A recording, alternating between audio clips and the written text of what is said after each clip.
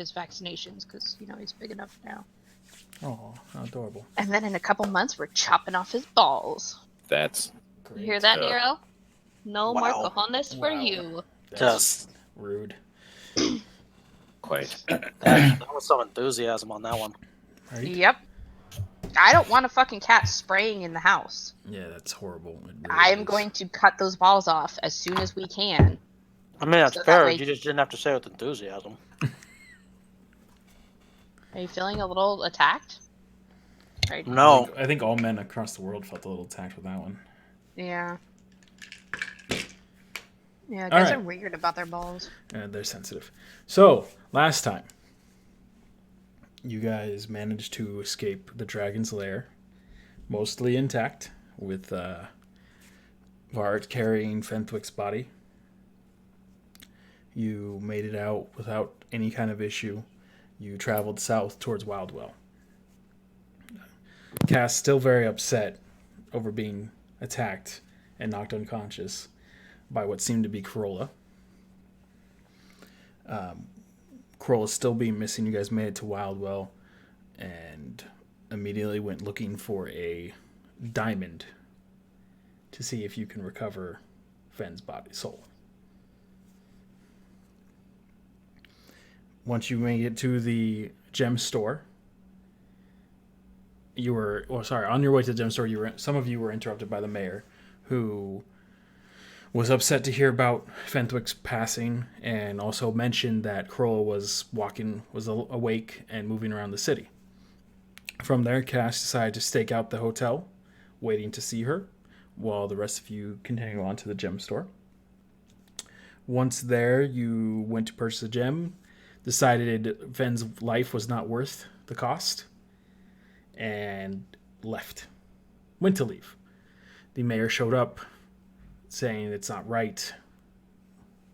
Or that later. Offered a discount, still not worth it, and he left.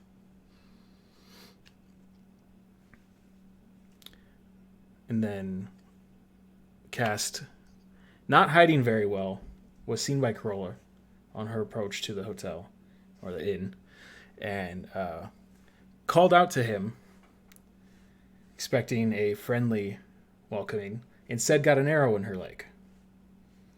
And then another arrow fired at her. And it seemed like he was not letting up. Eventually it was stopped, halted, and things got explained. Corolla was not sure what had happened. She had gone unconscious before you guys made it to Broken Rock, or she did not remember waking up the night before. Mayor got in the middle of it, explained that she had been here for 3 days, which lines up with what Corolla was saying from what she last remembered. Cassidy decided to cast a Zone of Truth spell to make sure people were telling the truth, the mayor willing to walk into it. Corolla passed the check for it, but eventually agreed to tell the truth, agreed to fail the save, essentially. And it was found out she was telling the truth 100%. Cass still a little upset about it, but let it go, I think. Not sure, 100%. Moved on to the mayor giving the diamond to Draken to resurrect Fenthwick's soul, to find out Draken cannot do so. He is not powerful enough. The mayor, a little distraught, decided to do it anyways himself, prepped Fenthwick's body for resurrection, began casting the spell, and then found out that the soul was not willing to return.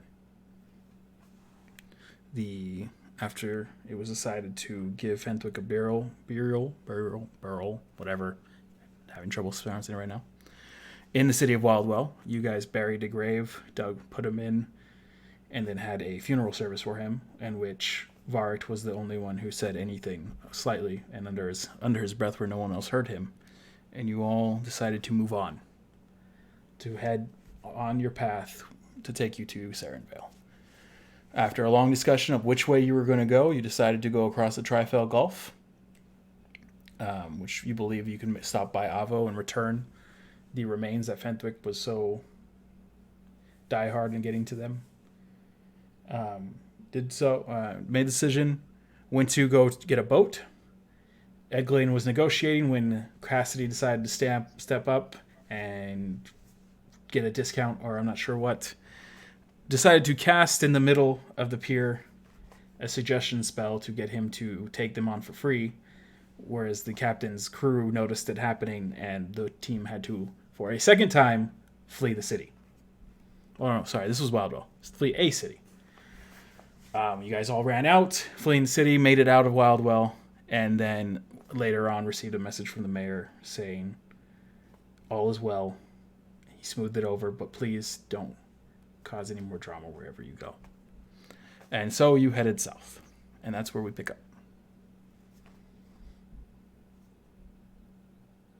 Okay. Did I miss anything? Okay. Nope. Pretty sure that was all of it. Oh no. Where did that go?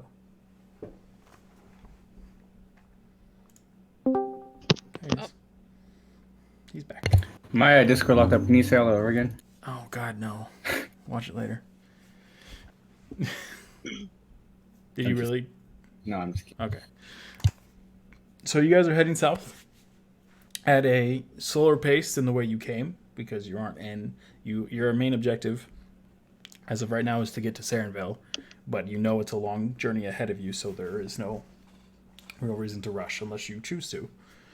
So you're heading south towards Vapid Bend in hopes to find some kind of way to get across the Gulf. Correct? Aye, aye, Captain. Yes, that's correct. Okay. So on your way down, moving slow pace, you guys, on your left side is the remote highlands with its hilly nature and large mountains, some here and spotted here and there, with a little bit of snow capped on top. You guys see various different birds, since most of you actually are not from Estonia. Most of you are from Asmore. You see birds that you've not seen before. A few animals going across the plains that you don't really recognize. It seems like they're similar to some of the animals you've seen, but not the same. And you are just traveling south for 3 to 4 days. Okay. If you guys don't want to have anything specific you want done, we'll just travel. Yes? Let's just continue. Yeah, let's just keep traveling. All right. You continue south, traveling for the days. I'm going to need 3 perception rolls for the 3 nights. Since you're on a main road, it's just a basic, pretty safe road. There are patrols going up and down, so I just need 3 perception rolls. So, who is going to do the first night? I'll do it. Okay, Bar will do first night. Who's doing second night? Take second. Troy the second, third. I'll do it. All right. Oh, you got it. You got it. No, wait. Oh, that was that Ant's roll. Yeah, it was my Oh roll. man, that third night. There's the second night. Ah, jeez. 22. So first night goes unabated, no issues. You guys make it all the way through the first day, no issues coming close to the first city, or city town, just a small minor farming town. All right, second night. You guys wake up in the morning. Crow's looking pretty sleepy-eyed, but relatively uneventful night as well, no issues. Third night with Lucius taking the watch. You guys wake up in the morning. He's passed out in his bedroll, not really paying attention. I need all of you to do an investigation check to check your pockets and your bags. Nice.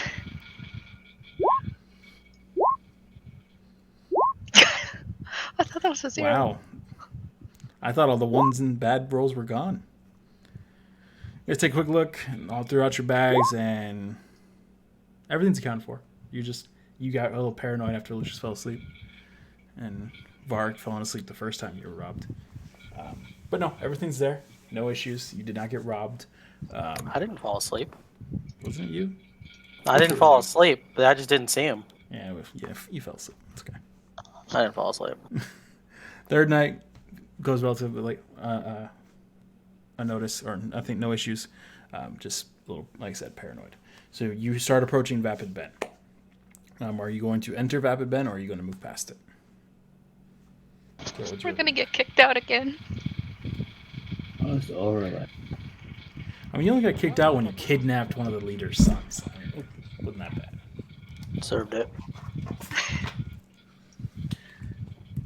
So, Ed, should you think it'd be easier to get a boat in Vapid Bend or Rivermore? Probably Vapid Bin. Probably Vapid Bend. It's closer. Okay, so you guys head into Vapid Ben? Seen all your old friends? Let's do it. Just to think that Dad had something to do with everything. It's a conspiracy. Okay, so you head into Vapid Bend.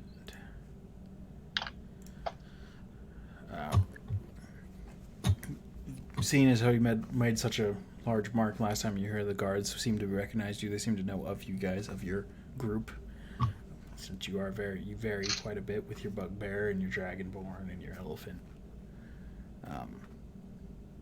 He's not an elephant. He's an elephant. Loxodon. Same Racist. thing. Still an elephant. Yes, you're Loxodon. You're allowed entrance. It's an open gate, but they don't stop you, which you guys are coming to expect almost now and again with all the stuff you guys do. You enter without issue. You enter a Vapid Ben. You go towards the main city, towards the main square, as you know the structure of the city. And are you heading straight to the docks? Quick question. How long has it been since we were here last? 4, 3. It's been about 3 weeks. Oh, okay. Alright, cool. Thank you. So it's been a while. I like to check on the Grumios while we're here. See if anything's happened since we left. So you head off to the agriculture district? Yeah, I just mentioned that to the group and just take off. What are the rest of you doing? Oh, did Eglian ever get the +1 on his staff? It is close. Boop-a-doop. Let me see. What are the rest of you doing though? Bar's taking off. I'll go with him. Check that bounty board. Okay, so Corolla heads off to bounty board in town, center of town.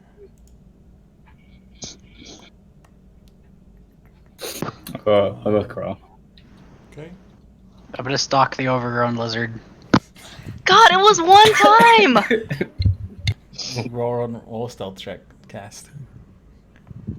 I only murdered you once. Come on. Yeah, jeez, it was like not like near. It was a You near guys murder. just killed Anthony. You okay, Aunt? Technically, she didn't even kill you. Whoops. Okay, so you're blending in with the crowd pretty well.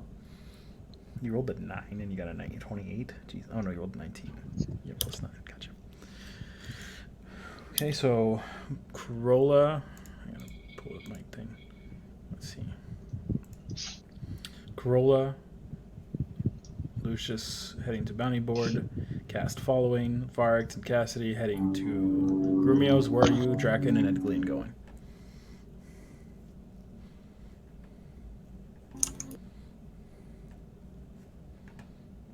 Hello, Dwarf and Muse. I'm They're sorry. going to the tavern, probably. Say that again, brother. Where are you two going? I'm gonna go check the prices for the boat. Okay. I imagine Edgleen will probably go with you then. That is correct. Okay, so you guys go to the dock district. So Varric, Cassidy, you guys head over to the agriculture district. You guys know where Grumio's headquarters is. You go there. The guards stop you and ask you, what's your business? I just wanted to speak to one of the Grumio family. They helped me save my mother from Borman a while ago, a couple weeks back. I just wanted to see if any new information came up. Cario is out at the moment with his son. I mean, it doesn't have to be a Sergius. Grumio. Maybe if you guys know if anything's happened recently.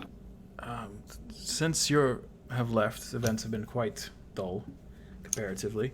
The city has carried on. The military, the Borman family, has done well against driving out any other smugglers that are within the city, with the assistance of the Grumio family, as we know what happened last time. Few smugglers have been caught. It seems like the majority of it was the Captain Whitlock was the one who was doing the main smuggling. But that's been cleared up. Since then, it's been relatively quiet. There have been talks of restructuring among the families, but like I said, it's just talks. All right, cool. And any news on Nicholas Borman, or is he still just locked up? Last that anyone's heard, he is locked up in Cliffguard. All right. Well, thanks. And if you see your Grumios again, tell him we stopped by and said thanks again. We will let him know. You may see him out and about in the city, but we'll let him know. Well, we'll see. Thank you. And then I'll leave for the docks. Thank you. Krola, Lucius, you guys and Cast. Excuse me. You head over to the center of the city near where the trial that took place, where the bounty board is, and there's the board. What are you looking for? You know what I'm looking for. Okay. You look and you see no evidence of it. Cool. Back to the docks. Okay. Okay. Edglian and Thraken, you guys are being the first ones at the docks. You see down the way quite a bit. You see where the burned down building was. Now it's just empty space. Been cleaned up fairly well. It has, like I said, it has been 3 weeks. You see some remnants of restructure, another building being constructed, some sort of restructuring with it, but it's very, very minor. Not too much is happening there. There is a lot of boats coming in and out, as this is one of the main hubs. Go ahead and roll. Well, what are you looking for? You're looking for a ship that can take all of you, I imagine, just like before. Yeah. Okay. Either both of you roll perception check, or one of you lead the perception check for looking for a boat that would fit. Okay. Hey. Draken actually finds it a little bit sooner than Edglin. And Edglin gets distracted by looking at all the details in the boats quite a bit. Pretty good looking boats. They are. You see a boat and you tap Ed on the shoulder, point it out, and Ed agrees with you. You guys head over that way. You get to the boat, and there's no one really around. You see some crew members on the dock, the deck, but Edglin, as you know, you don't see any captain standing around. Can we locate a dock master? You can. That's easy Master enough. the dock. You see one guy that has about 6 or 7 seaworthy people around him, and he is dealing with, and he's at like a desk that's kind of just like set up right in the middle of docks, and he's filling out paperwork. I like to walk up to him and ask, if I may, sir, who is the captain of this ship? He's in the middle of writing, and you hear a lot of groans and grunts as you turn and look, and as you just skip the whole line of the people that were waiting to work with him, and they just start yelling at you. He says, "Get back of the line. I'll deal with you when I'm done." I want to slap down onto his little counter 10 gold coins. He like doesn't really acknowledge it because he's just busy writing. He's like, "I don't want your," and then he looks and sees that you put gold coins. He's like, "Oh well, welcome to the head of the line." And you just see him like flourish off whatever document he was giving, hands it off, and says, and then you just hear a lot of grumbling behind you, but he's totally ignoring it. There's guards near him. He's not too worried. City guards. He's like, "So, what was that you needed?" I need to know the name of the captain of this ship here. Captain And I of that ship. Jab my thumb in the direction of the ship. Is that it? This guy's away with words. That dwarven bluntness. He's like, actually, he looks over and back into the line, and you see in the back of the line one guy who's kind of like glaring at you more than the others because he saw where you pointed. He's like, that would be him. I haven't actually gotten his name yet, it would seem. Ah, I see. I want to lean back and try to wave that man forward. He just like glares at you with a very unhappy look and just starts walking towards you. It's like, yes. I need passage to, hold on, I gotta get the name. Asmore. For me and how many total individuals? There's 7 of you. There's 7 of us. There we go. Asmore, where are you going in Asmore? How about Ebonworth? Or if you could, as closest to Avino or Avo as possible. We don't go that far, but we can go to Ebonworth. So you'll take it then for He passage to the front of the line? He's like glancing. He saw how much money you were already slapping. I was like, yeah, that's not a problem. We can take you if you're willing to pay. And how much would it cost? Surely you'd be generous for saving such a day. Not in line. Yes, that's literally would have waited me another 10 minutes, but it will be. Is it just the 7 of you? That's it, with whatever you have on your backs. Oh, we've all arrived. And some cargo. By now, you guys do see the crowd, and Eglin stands out like a sore thumb, and you guys have all kind of gotten in that area. I'm gonna walk up to him and just have my gut just barely touch him. That's super awkward. Oh my Yeah. god. It's just a regular human male, about like 6 foot tall, scruffy beard, seaworthy clothes. Nothing like Captain Whitlock, not as near as intimidating, but still stands his own. Black hair, salted, with a mangy beard. Mind your bed. And he just kind of like, as Edglin kind of brings up his stomach, I guess, and kind of rubs his belly against him, awkwardly. He like just kind of looks at you. He's like, "Is this one of your crewmen?" Indeed it is. Well, could you Quite get a his sailor belly off? himself. Does he speak common? He doesn't. Kind of like. Why glances ask up. me? Ask him. Because he's being very awkward with his stomach right now. I nudge Eglian. And the captain takes a step back. I'll take a step back. So there's 7 of you, correct? Yes. And like as he's saying this, I'm guessing the rest of you kind of approach. And he's like, "Okay, it looks like the rest of your crew is here." I would imagine, with all of them looking at me like that. And it looks like you have horses. Do you mean to take them as well?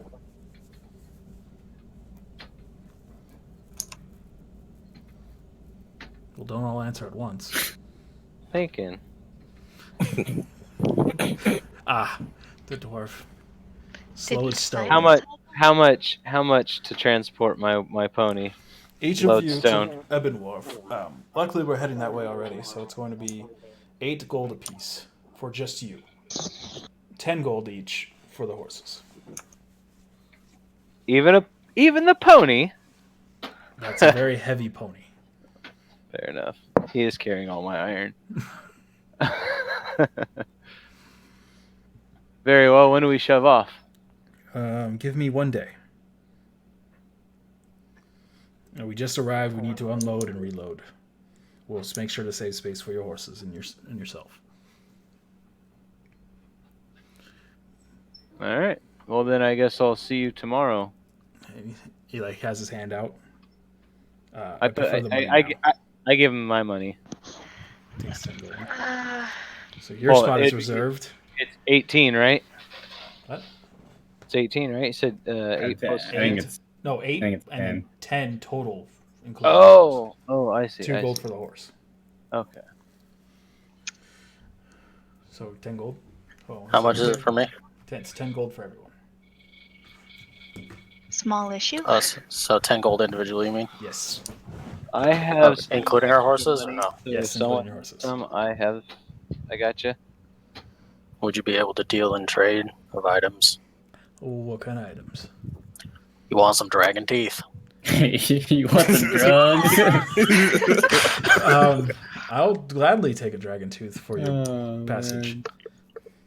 All right, I'll take out one young blue dragon tooth. And he'll take it. You can appraise it if you want. There you go. He takes it and says, "Okay, that's 2 of your seats reserved. What about the other 5? All right, I'll pay for me and Corolla. Here you go. Your second Thank tooth? you. No, you said that was. Oh, sorry. I thought one would. When you said 2, sorry. Never mind. No, Here, him yeah. and dwarf. Corolla, do you have money or no? No. Who Here, needs money? Here's another tooth. Take it. Okay, I'm Corolla's- gonna. He'll take Corolla's second paid tooth. for. I'm I'm also a poor. cringe. Sorry, guys. Tooth. I'll take care of him too. Wait, what's I'll give up? him 20. Okay, so Edwin and Lucius got their seats. What do you say, Kroll? That's a tooth, isn't it? Yes, it is. Hey, yeah. Just gonna clamp my mouth. Just continue. He looks over at Cassidy. I'm assuming you broke your stealth cast once you approached the rest of the group, or are you still stalking? Skulking, excuse me. Like, you clearly see your party, like, trading with everyone, like, getting passage, it would seem. Alright, fine. Okay, so Yeah. so you walk up, so what about you two? And he points at Cast and Cassidy.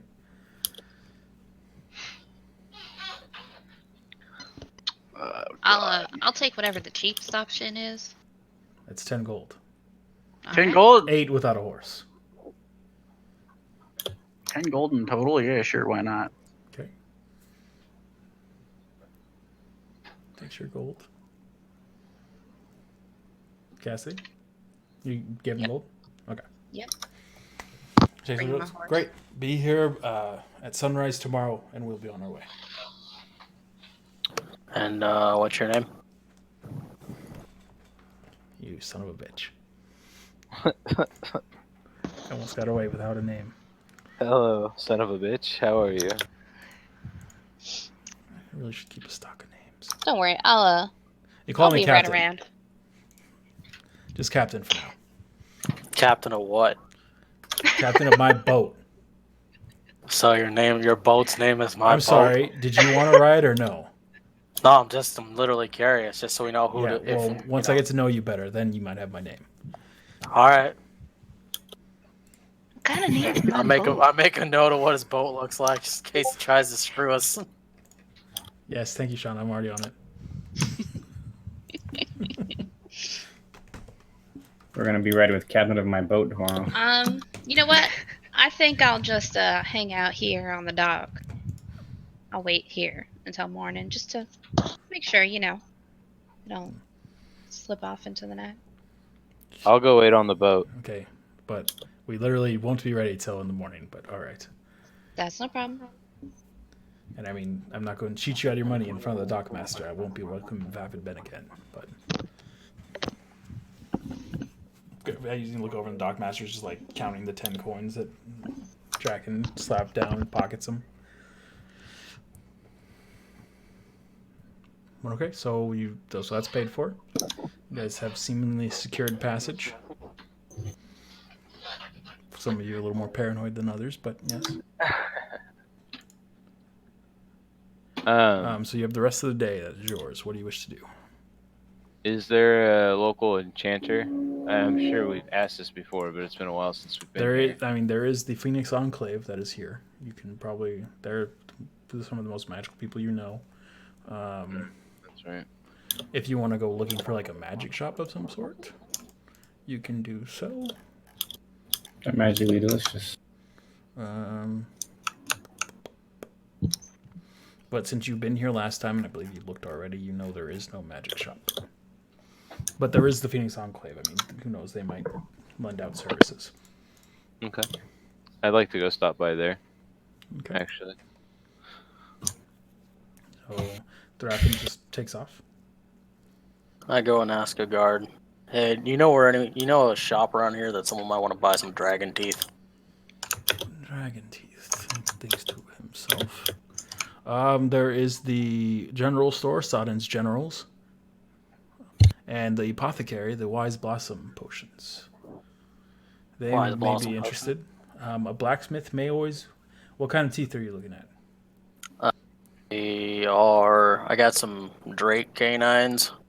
but I also have some young blue drake teeth. Looks at as you present the young blue, he's like, "Yeah, those are a little bit small for the blacksmith. Yeah, you Yep. might want to check the apothecary or the general store." All right, thanks. Wait, where's the apothecary? It is in the Treasury District, right next door. Cool, thanks. I head off that way.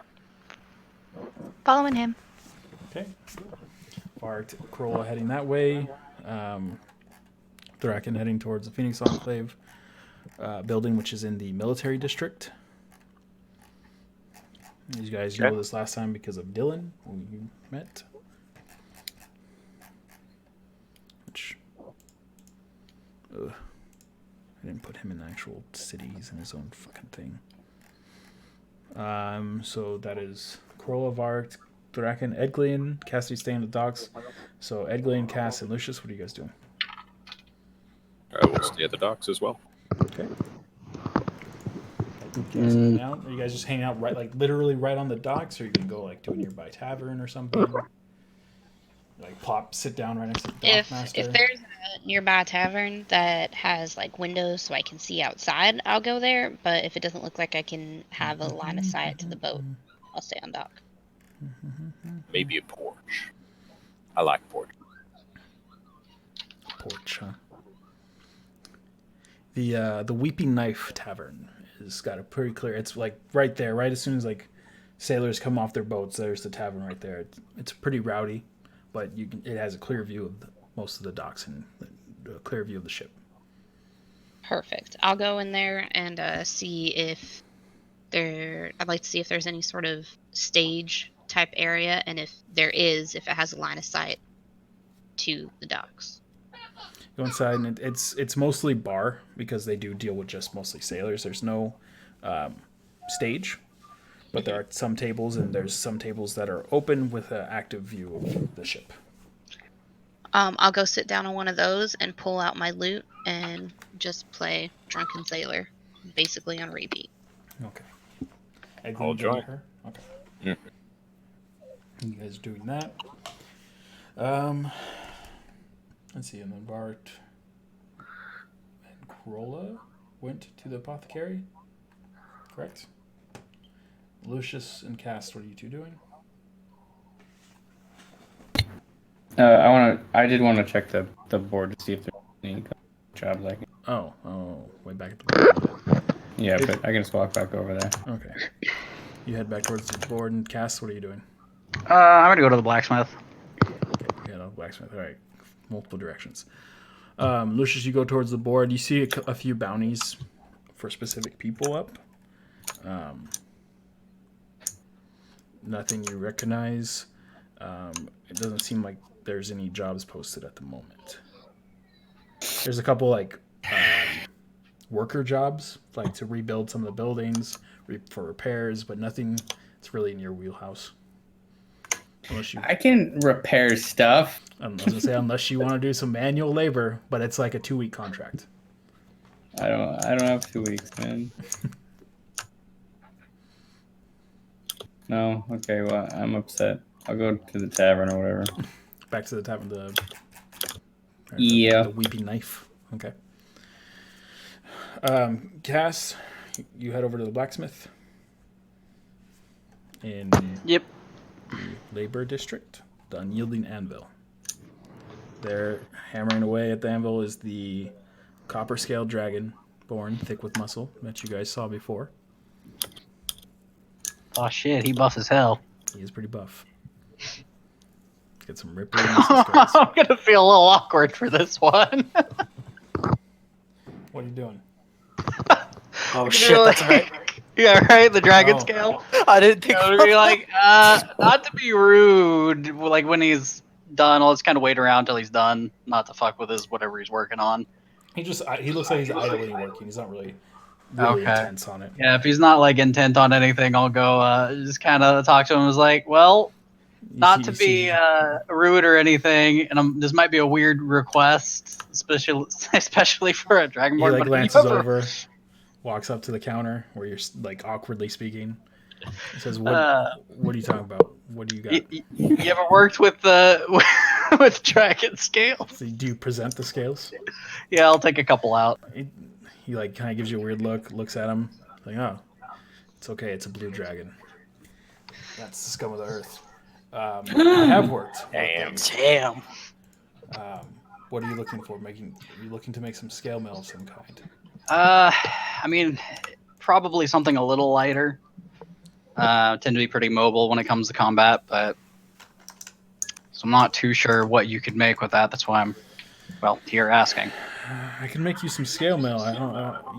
I deal with mostly basic stuff. I mean, granted, I know it is dragon scale, not just your typical scales, but I could fashion you a scale mail armor that'd probably be tougher than most. But if you want something lightweight and more for your agile frame, you might want to take it to people who do a little bit more magical. Probably something similar to dwarven craftsmanship or even elvish.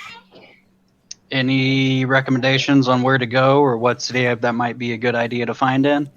Well, if you can find a way to get into the Timberlands, that'd be great. But they typically don't let many people in there. I mean, you do have. He kind of looks over at your ears. I mean, you could probably fit in. They probably won't question anything. You could go across the way. I know there's a large city across the way. I don't know the name of it, but I'm sure there's something there you can do. Or there's dwarves in the Keensfall Mountains. They've been known to work with dragon scale as well. Down south in Rivermore, there's a lot of trade that goes through there. A lot of merchants that go through that may not be able to make you something on the spot, but might be willing to trade with your scales and some gold. But I can't. Well, do much. Yeah. Thanks for the recommendations. I'll check it out if I ever head that way. But if I decide I can't figure anything out, I'll be sure to come back. Okay. Back to the docks. This goes back to working. So you head to the Weeping Knife as well. Corolla and Vark, you guys head to the apothecary shop. Correct? Still going there?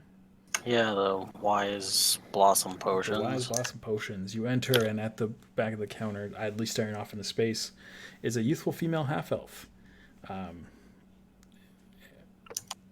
Speaking in a trance-like voice. Mostly seems to herself, you're not really sure. But she's there at the counter. As you enter, you hear a little bell ding, and she breaks from her consciousness and looks over at you. It's like, oh, customers, what do you need? Looking to maybe do a little bit of selling. Ooh, what do you have? Do you like drake teeth? Dragon teeth? Depends. What kind of what dragon did they come from? Well, first of all, I've got some drake canines from Blue. From guard drakes. As you present them, she hands them. Like, these don't have much in magical use. I mean, they're not very magical creatures to begin with. Dragons are, but not guard drakes. Okay. They can be ground and sold to the unknowledgeable for various different things. But as if you're looking for something that's useful, it's not very useful. Collectors tend to keep them. Okay. That might be your best bet. I have no use for them. For me to take them off your hands would just be a waste. All right, then I got 6 young blue dragon teeth. Ooh, these I can do things with. Blue dragons being electricity based, we can typically grind these up and put them into potion, make you a little bit more resistant to their lightning. That's the most common use for them. Or if you have some additional ingredients, we can make much more advanced things. No, I'm mostly just looking to sell them. I don't really need to be more resistant to lightning. Okay. How much do you want for them? I don't know. What's the going rate or price? While he's talking, can I checking them out? Checking out what? If I can appraise them. Roll an intelligence check. Or magical creatures. Nature check, though. Because it still is a creature, technically. Nature. Can I roll a nature check to just guess? You didn't even bother guessing. You're just like, here, give me money. Yeah, kind of. I don't know. Cassidy's the one who handles this stuff. Shit! 3. You know they're worth some money, but maybe 300 gold each. That would be your guess at this point. Oh man, surely they're worth a lot, right? Well, there's 3 of them. They're from a young dragon, so they're not worth as much. I got 6. Sorry, 6. But like I said, they're from a young dragon. An adult dragon would be worth much, much more. I would give you probably about 40 gold a tooth. Can I insight check her? Yes, you can. Can I Oh, inspire that's him? actually not bad. What roll? Can I inspire him? Does If that he work on already that? rolled, you can. Shit, Well, okay. no, I haven't. He hasn't said the number yet, so go ahead. Does that work on that? Yeah, inspiration works on everything. Oh, what's your inspiration die? D6. D6. Ooh, that's even better. 16, 17, 18. Hey. Because I have a +0 to insight. She is not lying to you. She's being very genuine, although she is, trying to make a profit off of it. Which is Obviously. understood, right? Yeah. So 40 gold. 40 gold to pop. Yes, 40 gold pop. And then as she's looking, she's like, "Oh, this one's a Fane. Actually, I'll give you more for that one. I'll give you 100 gold." All right, there you go. I'll take that. And as she points that out, you realize you gave the captain a Fane, and now you realized how much they're worth. Fuck. You gave him one Fane and 1 tooth, which ended up being about 140 gold worth, which would have paid more than double your guys' passage. Which is All okay. right. She digs into her bag behind the counter. She gives you have 5 teeth. And then a fang, I guess. And a Fane, so that's 300 gold. I kept 2 for myself. So 300 gold total. Well, No. I already took the 2 out. Sorry, Gotcha. I had 8 total. Gotcha. Did you want to keep the Fane, or did you just care about tooth? I just want a tooth. How big's a tooth versus a fang? I mean, I figure a fang's gonna be fucking huge. Yeah, well, of the young adult, it's about 8. Well, not. It's like 6 inches and comes to a point, whereas the other teeth are still also to a point, but they're a little bit thinner. Well, I want to put them in my bone necklace at some point, yeah, so the tooth's probably the bet.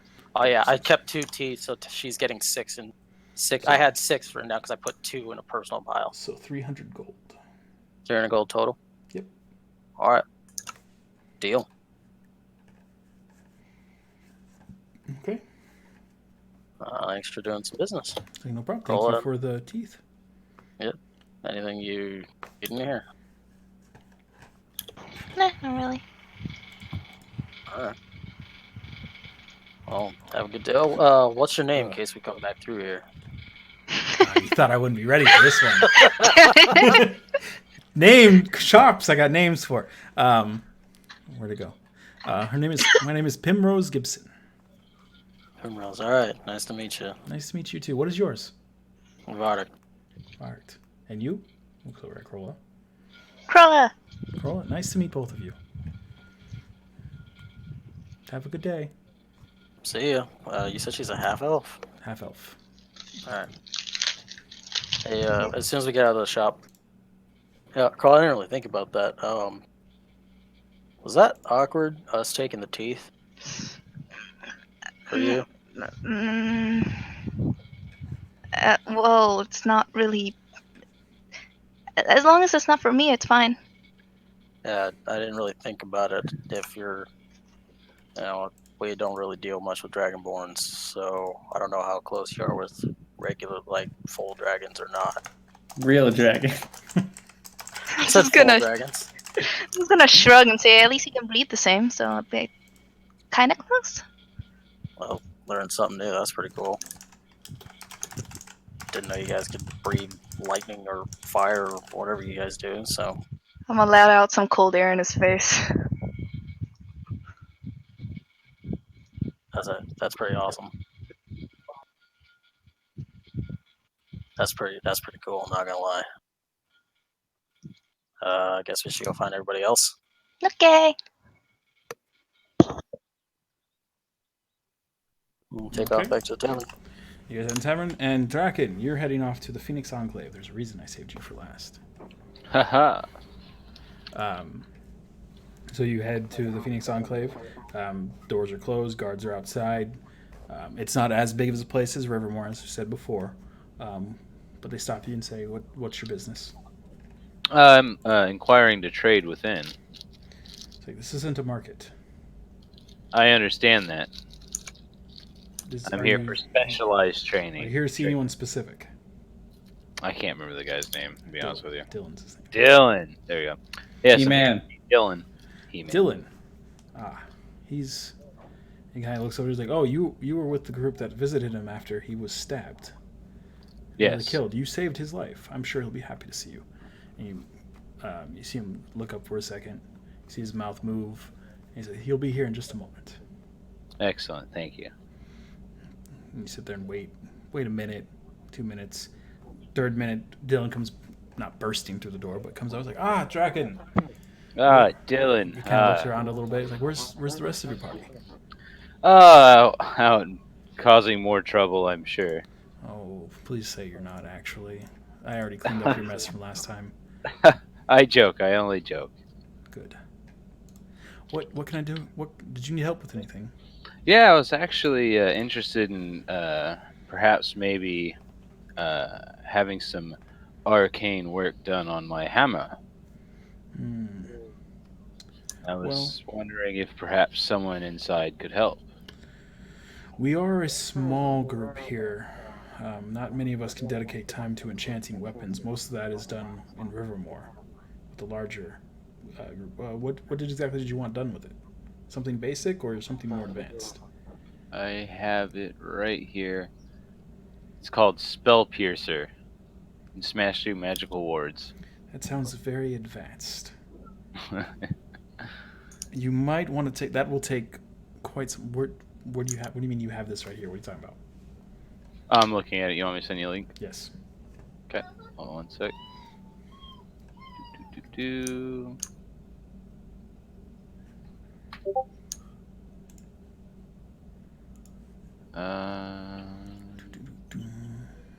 You might want to just control S, spell piece. Yeah. One word. At least they have it on here, is it? Okay, so. Oh, hey, you even has the information. Cool. Doing my research. Look at you. Is this? But you gotta make sure it's the proper rules and everything. But hey, it works. Yeah, because there isn't a caster level anymore. This is more for like 3-5. So I'll tweak it. This is. Yes, you're gonna need to take something like that to Rivermore. We could do it here, but let me see the spell level.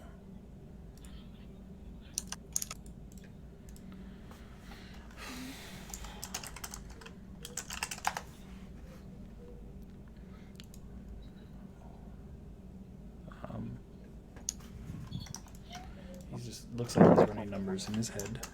Okay.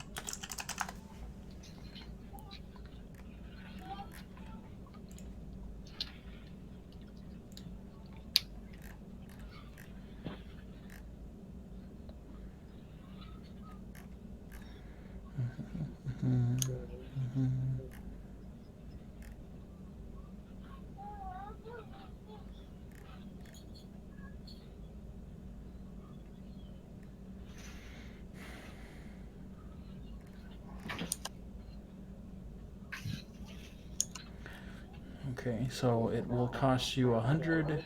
No, how many days is it? It's a lot more than 100.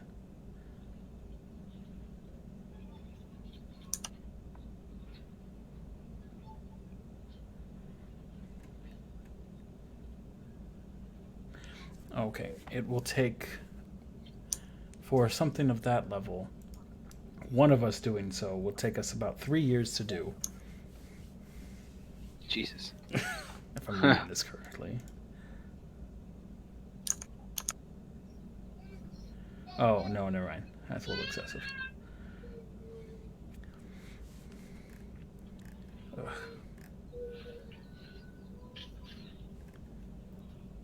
It used to be right here, but I'm not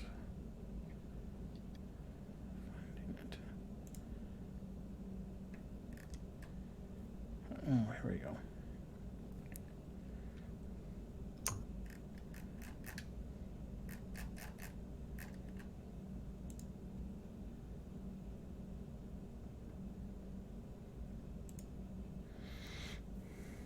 Okay.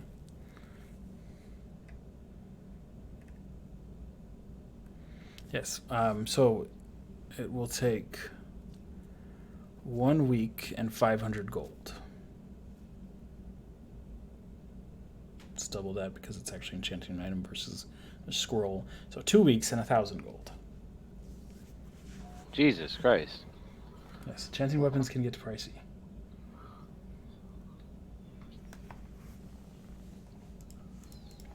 No, but if you were to enchant a weapon like this, and then you could sell that weapon for much more than 1,000 gold.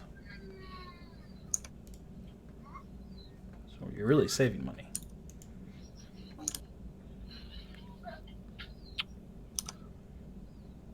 Can we work out a deal? What kind of deal would that be? I want to give you 20 gold right now, up front. And you can work on the hammer and then have it sent to Von Morden. And when I receive it there, I'll pay you in full. And while I'm in Von Morden, I'll churn out weapons and armor for in exchange, goods in exchange for the price. The Phoenix Enclave is not typically an enchanting. We don't do that sort of thing. We're more of a policing force, if anything, and a discovery force. I do this in favor of you for how much you helped save my life. So I don't mind. I don't need weapons or anything. And for something like that, we would need at least half the investment up front just for resources alone. We're not doing this to make a profit. It's very expensive to enchant weapons like these. We would need at least 500 gold up front to begin the process, and then we can finish it, send it, and then receive the debt afterwards. That's fine, but it would cost you 500 gold. Let's see. All right. Well, very well, Dylan. I'll have to come up with the investment money some other time. I mean, I'm sure But you can find knowledge- better enchanters that have supplies more readily and find it maybe even cheaper in other places. You should try Rivermore. Last I heard, you were heading north. Is that not happening anymore? Are you heading south now? No, we're heading to Asmore. Oh, why is To that? Avo. We're returning some property. Oh. For a friend. Avo. 1 second. And he runs back inside. About 5 minutes go by, and he says, "Well, he's like, Avo's many weeks away. How are you getting there?"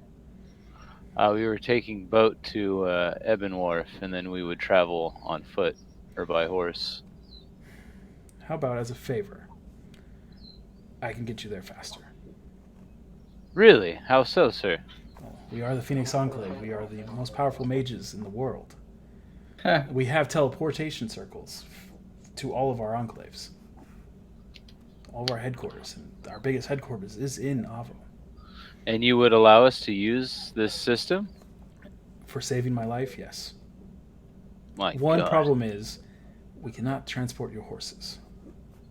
But I'm sure you could sell them in the city, make some money back so you can buy them in Avo. What are these remains you're trading? Are they worth anything to anyone? Or property, excuse me, not remains. Yeah, I can't remember his holy or the order he was part of. I don't have notes on that. Well, no, that's true, huh? There's 2 sets of my remains. notes? All right, but you're telling them that they're the remains of the Archmage, and Yeah. like when you mention the remains of the Archmage, he kind of like just his face drops. He says,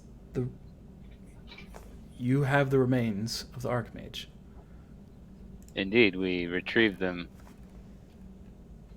Right? I did follow that, right? Yes. Where did we put them? In a bag. Sorry, I just thought about that. Just like Yeah, it's. I mean, He's not it was pulling them out and bones showing them, stuff, but right? I saw Right. you like loaded them up. they're in a bag. But Back on the yeah, horses. yes, Weren't we they in have the Fenwick's remains. We're bag? trying to return them. did Fenwick have a bag? And then he did have a bag. Fintmick is like 3'2". Like, there's no way he's carrying that shit. You don't know what kind of bag he had. Yeah, that so I'm kind in of the bag. bag. Though, didn't he say he put them in the bag of holding? Thought he had one or something like that. No, he doesn't have a bag holding. I believe you put them in your guys' bag of holding. Which is what Which cast? Yeah. I was gonna say I don't know who has it. So Cast. Cast. But he says, I heard that Tarwick had fallen, but I didn't realize you guys went on a mission to go find his body. That was his name. Yeah, that's right. The that's mission more happened upon us than us seeking it, but Oh. we will fulfill it for a friend. Yes, Clayton, our one of the leaders the leader of the Phoenix Enclave, mentioned that it was an ancient blue dragon that had felled them. You guys, did you kill the dragon? Yep. Oh, no, no. Unfortunately, we did not. We were able to retrieve the 1v1 that hoe. and we did have an interaction with it, but luckily we escaped with our lives. You interacted with the dragon and lived. Oh yeah. This is amazing. Indeed. Why did he let you go? I don't have an answer to that. It was either I mean, he died or he let us go. I mean, dragons don't just let people go. For you being where the remains, I would imagine would have been in his lair, and for you to go in there, retrieve them, and leave is unheard of. We'd have to be incredibly brave. there you Yes, go. brave, Boast us. but Boast us. well, that is amazing. I'm sure Clayton would like to know. He's already back in Avo. 1 second, he does the same thing, Picks similar up the thing the phone. guard does, and he's like, "Well, now that he knows of this, he's more than happy to let you guys go through the teleportation circle back into Avo." Horses too. I'm just kidding. 1 second. It's not possible. He sends another message saying, "Oh, he's willing to bring your horses as well. Excellent. Let me But- go tell my group. You would come separately with your horses, but we would bring both." Okay. I'll go and tell my friends, and we will be back shortly. Okay, just let me know. Just ask for me at the gates. We'll let you in. Actually, he turns around. The guard's like, "When he comes back with his friends, let them in. Do not stop them." They just nod. Thank you, Dylan. Of course.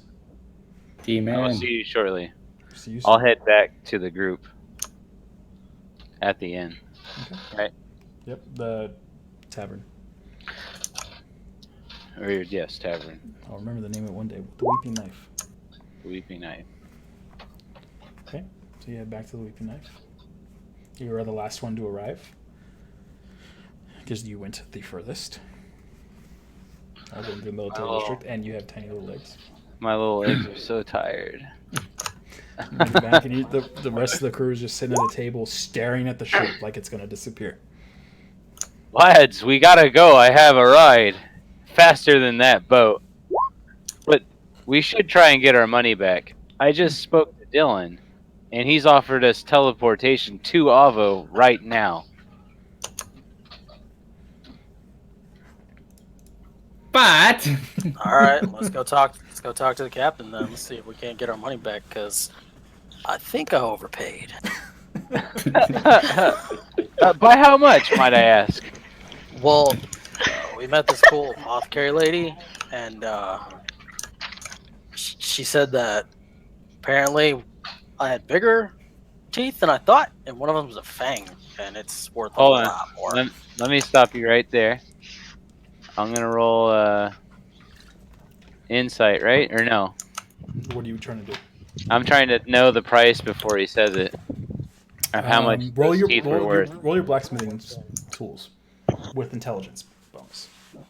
So How do I- basically, your proficiency plus intelligence.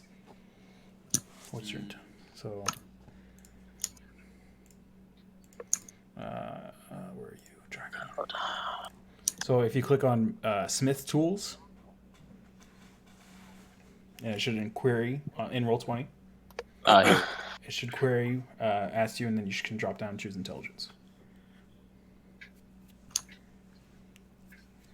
Don't just click on it. You don't got to click on the gear. Yeah, I don't. I am clicking on it. It's Click not on doing where it says Smith's Tools. Yeah, I am. Okay, I'll roll it for you. I got your back. I don't know. It's weird. Oh, here we go. I'm sorry. It's because a different pop-up Oh, on the just roll other. too far down. Yeah. Yeah. And then intelligence, you said? Yep. 9. You should have just let me roll for you. Look at that. 9. Oh, I mean, I opened all of the fucking tabs. You're like, you roughly, you're not sure exactly how much it costs. So you go to say, and you're like, I don't actually know, and you don't say anything. Okay. Please continue what you were saying. Ignore that weird, awkward pause. You okay there?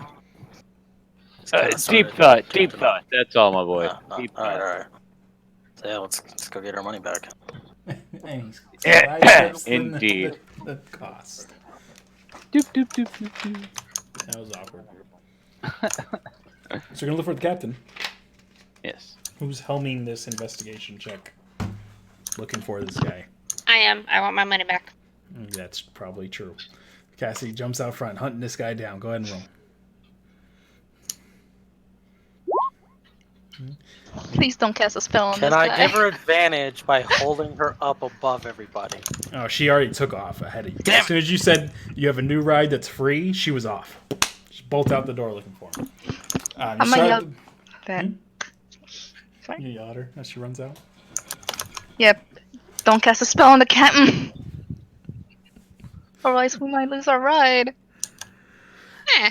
You go running outside, you jump, you start at his ship and you look around, you don't see him around, but you do find some of his crew members. Alright, I'm gonna go to the closest one. Okay. Excuse me, sir. Yes. Could you perchance tell me where I could locate your captain? He's probably, he looks like up and down the dock, and he points towards another tavern. It's probably over there, the Ever Full Tankard. Wonderful, thank you. You're welcome. I'm gonna go there. Bolts off back towards another tavern. I'm assuming you guys are just chasing after her at this point. Yeah, pretty much. Okay, you enter the Everfull Tavern, and this one way less rowdy. People are eating food. There's laughter. I mean, it's still tavern rowdy, but it's not like cheap. More like a cheap. pub than a bar. Yeah, it's a higher, definitely a higher end tavern for the captains, essentially, the ones who have the more gold. And there's people laughing and cheering. There is a stage. It's not being used at the moment. And at the bar there is a half elf, female, and go ahead and do a perception check for me. Okay. All of us or just her? Just her because she burst through the door first. Oh, okay. You guys are coming up a second behind. 17. You see the captain in one of the back corners with 3 other men, all similar, rough, tumble looking. You can surmise they're probably captains as well of different ships. Okay. Can I tell what they're doing? Are they just drinking? Are they They're, playing a they game? looks like they're eating and drinking. Okay. I'm gonna approach. Okay. Excuse me, Captain? Yes. Oh, you're one of the ones that purchased. What's the word? Passage on my ship. I don't know why I was thinking of a B word. Barge. Yes, that's correct. And seems as though something else came along and we will no longer require said passage. Oh. Okay. Odd. All right, that's fine. I would like to humbly request that we get a refund. But I would be more than happy to leave you with 5 of my gold just for, the few moments of planning for us to be there. I'll happily return half of the fee. Back to you. Okay. It's like, okay. And he takes out, hold on, 25 gold and gives it to you. And then the teeth too, if you don't mind. Oh, but those were given. Those were traded. You can't just give those back. Oh, he traded those? Well, he traded for his spot. Oh. As payment, Well, essentially. He's like, I can give you half a tooth. half a tooth? He takes out the smaller teeth. I can give you this one. I did mention the fang is the best part, so What, just does letting you Cassidy know know I what a did say fang that. is? I told her I described it as the bigger one, Okay. so I'd But assume if he's not pulling both of them out, I have Yeah, so nothing. roll a perception check. See That's if a you can good tell point. if it's Yeah, a bigger you're one or not. It might be it. So he's All kick right. his ass. And I mean, you guys, as like she's mid conversation, right? You see her grab the gold, and then she like kind of negotiating for the tooth right now. That's when you guys enter the tavern. Do I notice that it's the tooth and You're not pretty the far fang? away. You can't really see what's going on, but that's just the timing is when you enter. Fair enough. And you see her in the back corner of the tavern. I walk over. Okay. And as you walk over, he's handing Cassidy the smaller of the teeth. No, we want the fang. He looks up at you. He says, "Well, you already traded it." Yeah, you can Kick his keep. ass. You can keep the tooth. I just want the fang. You can keep the tooth as payment. That's good enough. And you say it's good enough. Yeah, I went and talked to the apothecary. I know how much that fang is worth. Like, well, It's way more than you what should we have known that traded before for. you traded it. And the other captains just kind of snicker. Talking shit. Whoop his ass, dude. I just kind of lay my fist down on the table, just kind of just looming over him. I want the fang. You can keep the tooth. I'll even throw in some Drake canines just for fun, but I want the fang. Okay. And I kind of let the rage spirit flare up just a little bit, not much, just a little. Oh my gracious. So he says, "You have Drake teeth." I got canines. You want those instead? Sure. You get how many Okay. canines do you have? I've got 3. Fuck. I'll take the 3. Hold on. I'll take the 3, and I'll give you the fang. The 3, you keep the tooth, and I get the fang. Yes. Here you go. Where's the fang? Hold on. Hold on. What is your passive perception? A 13. 13. You do notice as you're having this conversation that Cassidy pockets some of the gold that she got back. Okay. Just so you're the only one who noticed this. All right. And then so he hands the fang. Cassidy already has the tooth. He hands the fang over, and you give him I the. know how much to it. Is it the fang? Is it the real one? Yeah, he hands it over. All right. I pull out the 3 guard Drake canines I have. Okay, and he hands it over to you. All So right. he takes that. He hands the tooth and takes those. Yeah. So he gets the tooth and then the 3 canines, right? No, he's yes. Sorry. You guys swap. Yeah, that's what I was If wondering. Cassidy's willing to give them the tooth back. She's the one that has it technically. It's Did part of he the hand deal. him the fang yet? Well, he's like mid holding it, like he has it out. I'd pull out the 3 Drake canines and just hold And them there waiting. He holds his hand out for Cassidy's tooth. It's part of the deal, Cass. I mean, really? I just kind of lean over and whisper to her, the fang's worth a shitload more. You want to split it? Sure. Okay. I hand him. He swaps it, and then he takes your teeth. He says, "Okay. Well, it's nice doing business. If you ever need a boat, let me know." Cool. Nice. Okay. Nice doing business with you. Bye. Just leave. Goes back to eating. Let you guys take off. I'm gonna walk up to him and I'm gonna intimidate him and say you really shouldn't try to rip people off. Throw an intimidation check. Come on, I have something for this. Can I walk up behind him? Sure, you can help him. Yeah. All right, roll with advantage. I already have advantage For what? because my staff. Are you If I'm like reading- brandishing your staff when you do this? Yeah, Okay. an Well, you intimidating as fucking staff. Alright. Unless I'm wrong. pull out. You have your. I don't know. Yeah. What is it? Just The wielder gains advantage on an intimidation. Okay. So as Lucius pulls out this, or well, he has it out constantly because it's not like he stores it anywhere. This staff with a dragon head on it. How bad was that? I can't That's see. a natural 20. Ah. Damn. Let me see him. Oh, it's another tab. It's like Surprised he wasn't pissed off at me for trying to intimidate him. He just kind of laughed at you a little bit. He feels pretty comfortable in here because I mean it's all captains in this tavern. Okay. He kind of shies back away from you, although he doesn't like look scared on his face. He does shy back from you, and he says, "Oh, gotta make money somehow, and every way possible. That's just what we do." Okay, as long as my sword won't bite me in the neck. Mm-hmm.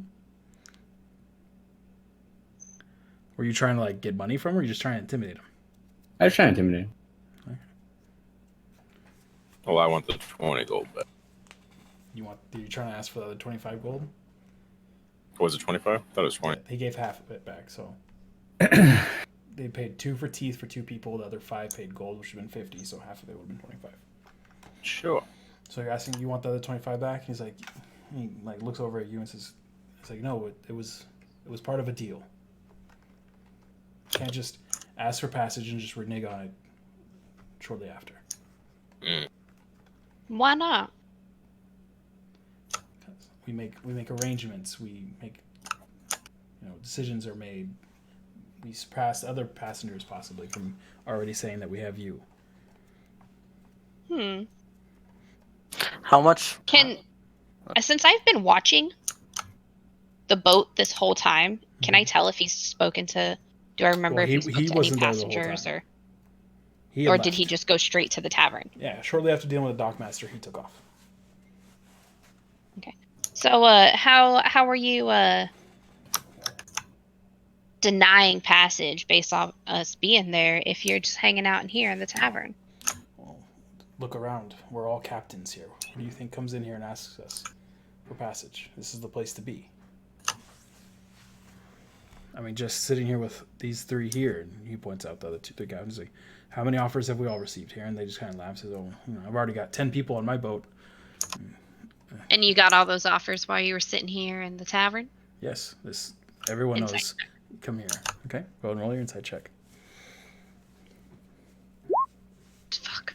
Hard to read being a swarthy captain. Seems like he's telling the truth. He's so suave. I mean, it seems as if you've still got plenty of time to get more passage, right? I do, and now I have the time to get more. What if we say you keep a quarter of it? Being that, we did take up your time. If we can rustle you up some more passengers.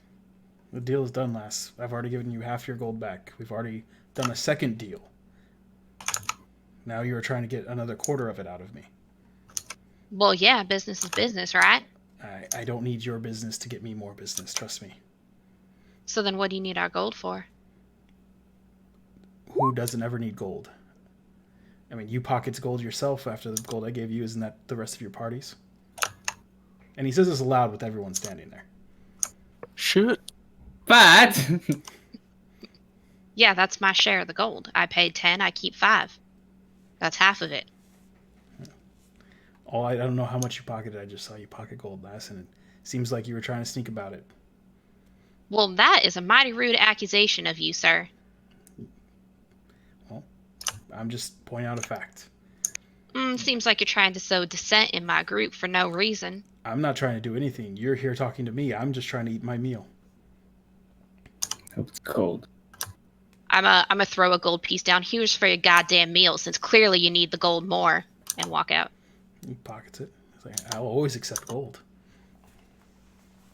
And I'm gonna walk up to the bar. Okay. And I'm gonna wait till they're distracted. And then right before I walk out, I'm gonna be like, "Oh, those gentlemen over there, they asked me to run up here and order 7 more plates of the food that they have." And then just walk out. Okay. Nice. I follow out as well. Okay.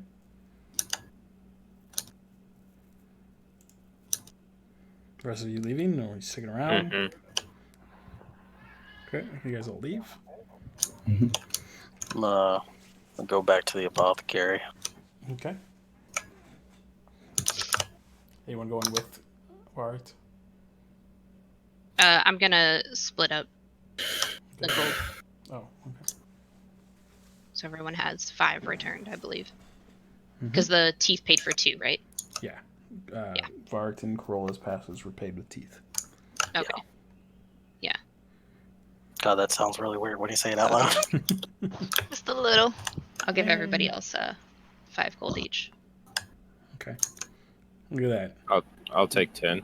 That's what I was praying for I him. was saying Lucius made a profit. Oh, I don't know. I don't know No, who all I- paid Yeah. what. I wouldn't have kept it anyway. I know. You give the money back. So you guys get half the money back you guys put in, Yeah. essentially. Copy that. So Var takes off towards the apothecary. Anyone else going with him? Following again. Going with? The rest of you. I do mention out loud that's where I'm going. Just to let you know. He'll make his money back. Lucius, Cast, Draken, Edglin, Cassidy. Those are I would just go to the tavern. I'm not doing much. going back to the Well, tavern. Are we gonna go Yeah, to not see the Captain Dylan one. and go to Avo? Yes, after he sells his crap. Sell it in Avo. That's probably not a bad idea. I'm not there, so He already took off. Well, oh yeah. And he's faster than the rest of you. I mean I'm walking with Corolla there, so That's true. I'm not full out What- sprinting. And Wait. I'm really familiar of Ava, right? Would I You're remember a if lot more familiar. there is more places that would offer competing prices there? You know, in Avo, it is being the largest human city. There's a lot of more than likely, yes. Okay, I'm gonna cast message. Okay. To Tiny. Mm-hmm.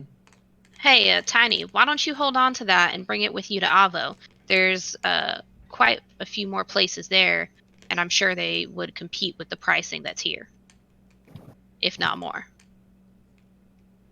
Oh, okay. I turn around and start walking back to the group. Okay. But, are we going to the? No, Cassidy says we should trade it in Avo. I guess we're going soon. I mean, I know we're going to be going there via the Phoenix people, but I don't know when we're leaving. So Oh, should we sell our horses then? Like No, now? bring your horses. didn't he did Yeah, Jack he tell shared us? he shared all the information to you. Okay. No, we can take our Oh. horses. So So let's go see Dylan. Yay! Yay, Dylan! Too Yay! bad. freeze frame. Freeze frame. Everyone jump in the air. Oh God. So you guys head over to the Phoenix Enclave. Draken at the head. You guys get there, and the guards just like wave you in. You go in. You guys have been here before when Dylan was injured. Already there waiting for you is a page of some kind or someone in a robe. He tells you to follow him, and he leads you to Dylan's where Dylan is. Thank you. You guys open the door, and Dylan's there at a desk. Like, oh, you're back quick. I expected you to get into some kind of mess. That's just what I expect nowadays. I guess. I told you I was Nope. only joking. We were very well behaved this time. I am sure. Wasn't. Oh, right. Never mind. Draken already told me about Fentwick. He did. But he didn't. But he did. He read his mind. I think he just said that we lost one. We're doing Wait, a how- favor for a I was friend. gonna say, wait, hold on. I told him we're doing a favor How for would a he- friend. That's true. How would he know about Fentwick anyways? Because didn't- Fentwick found Dylan. Dylan pointed Fentwick Oh, okay. to That's right. Edglian and Draken. Thank you. So when you all approach, okay, fine. When you all approach, where's the little gnome, the young gnome that you were doing this favor for? Did he stay up in Wildwell for any reason? For some reason? He died. Oh my Yeah, god. He's dead. He Yeah, did but not make by It was choice. awful. He got lightning to the face. That's a way to go, I guess. I'm sure it was quick and somewhat painless, if I'm gods be lucky.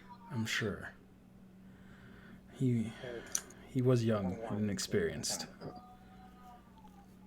So he is the one you're doing a favor for, then I assume. Indeed. He is We've the one. got.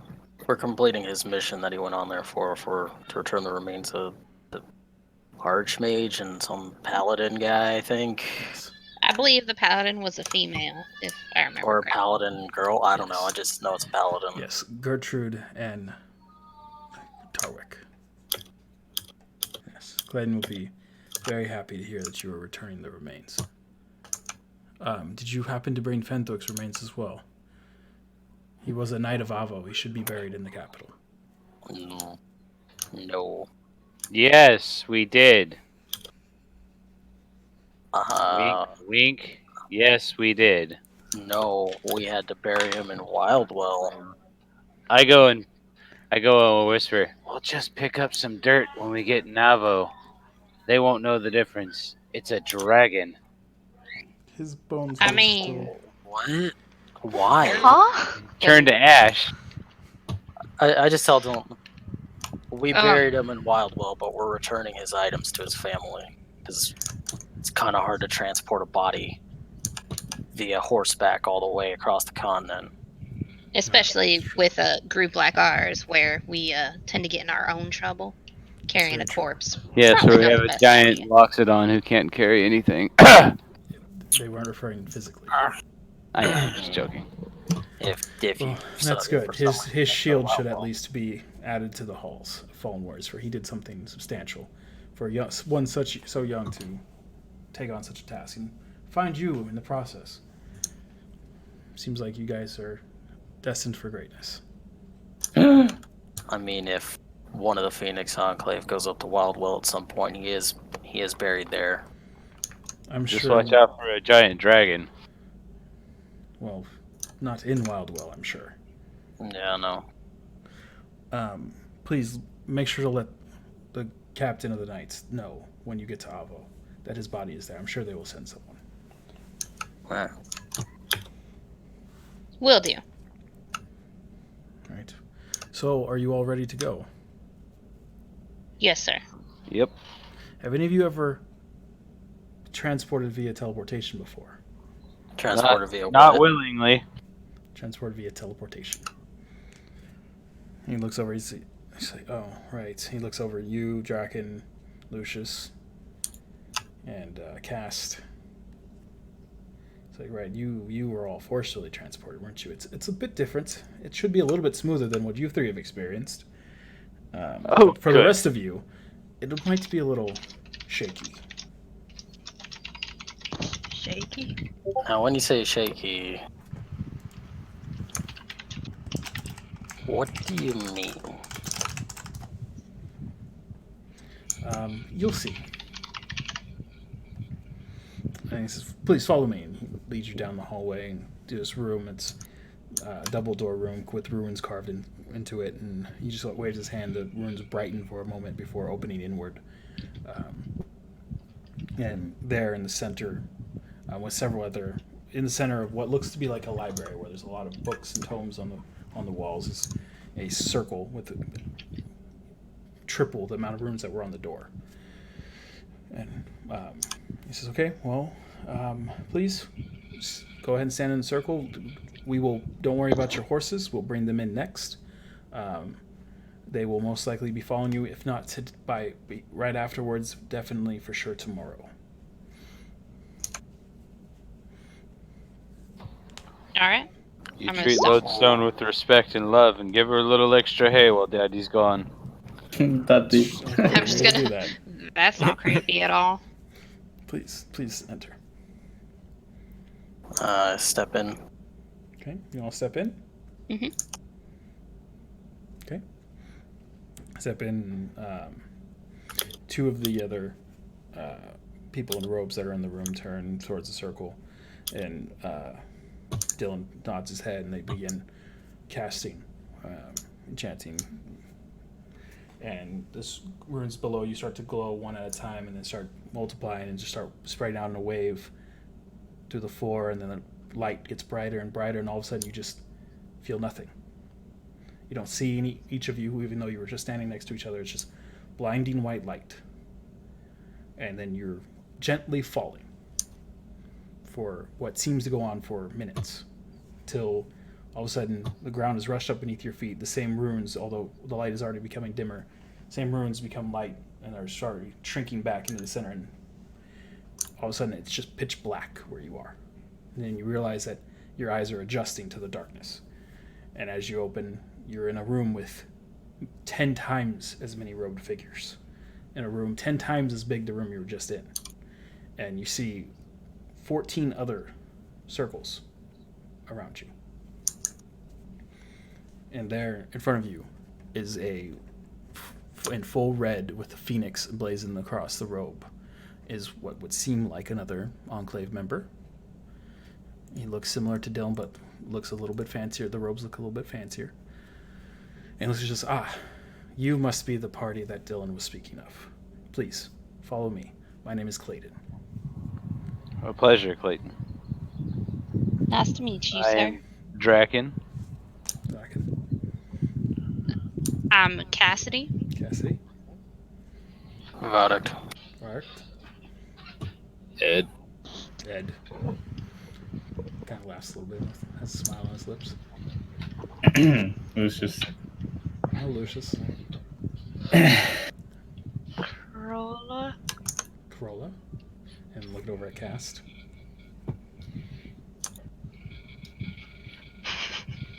A quiet one, I guess. Yeah, His He name's grows Cast. on you. doesn't talk much. Right. Well, welcome to the Inner Sanctum of the Phoenix Enclave in Avo.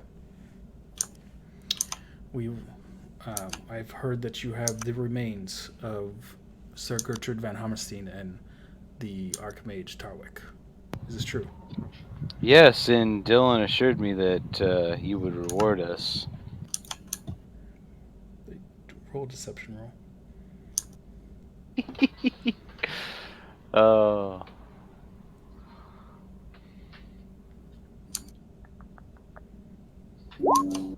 How'd I do?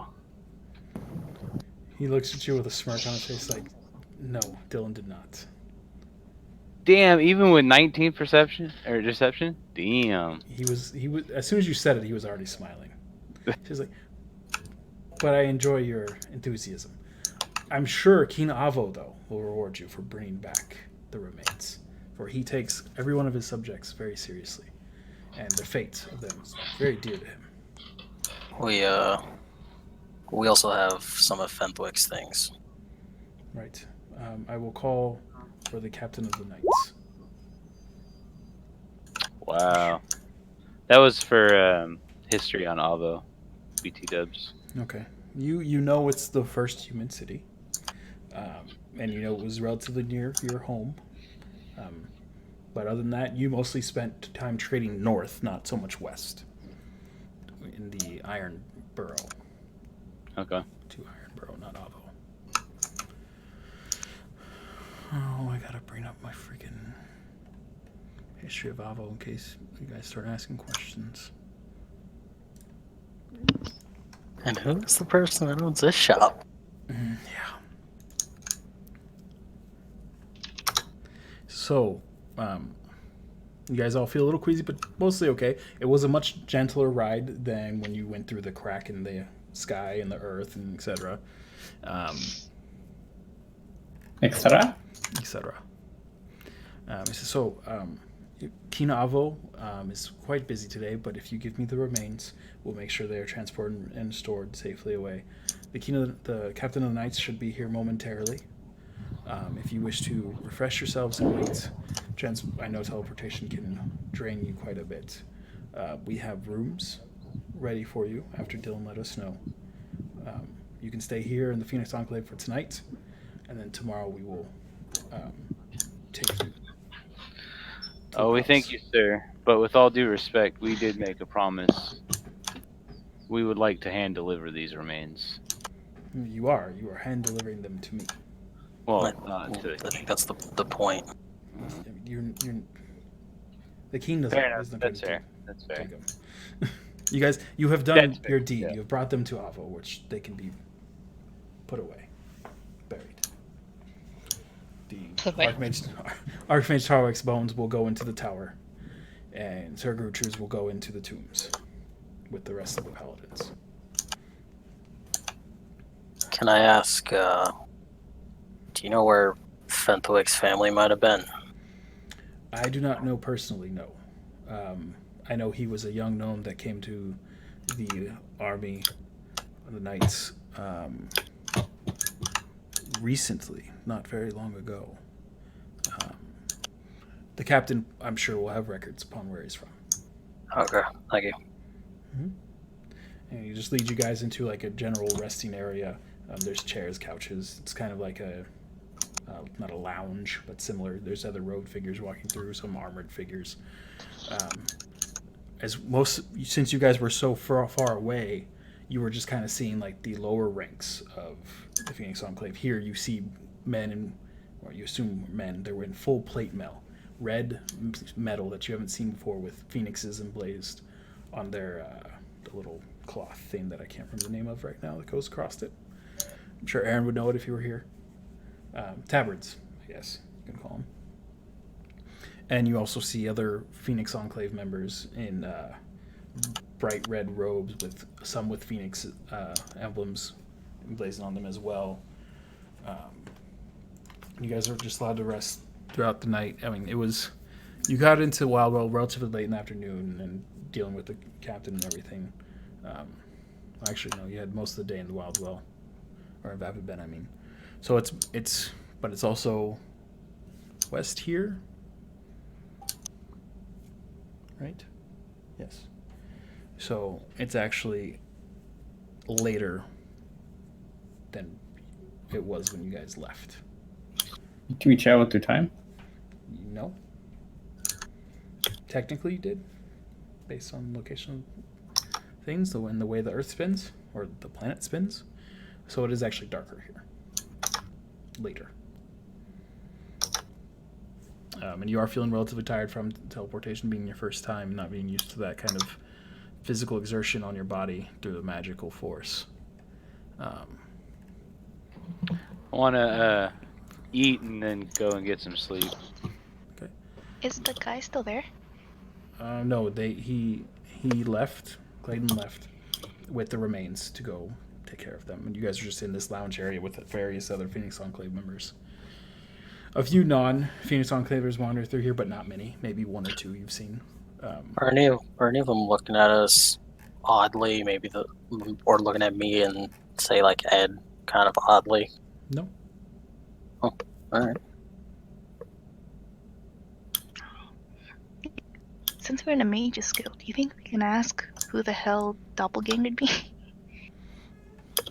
Like what You kind of wanna spell ask? that was? Maybe. You gonna ask? Did you ask that out loud? Yeah, I asked the group. Okay. I'll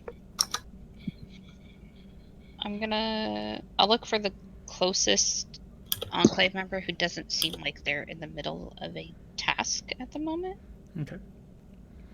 Well, there's most of the ones near you guys are like reading books at various desks and things like that. There's a couple walking around, looking to go to and from places. There's armored ones, there's non-armored ones, there's robed ones, there's some just red clothes with the symbol. Who looks like they have the nicest face? Like, not pretty, just they look like a nice person. A what's it called, insight check. Okay. You see a younger one in a robe. He's got 3 or 4 books in his hands, and he's not rushing door to door out of the room, but he's moving towards the door with what seems like purpose. Doesn't seem overly busy though. I'll go to him. Excuse me, sir? He turns and kind of fumbles his books for a second, and he's young, very, very young. Okay. Probably like 16. Young. He's a human. He's, yes?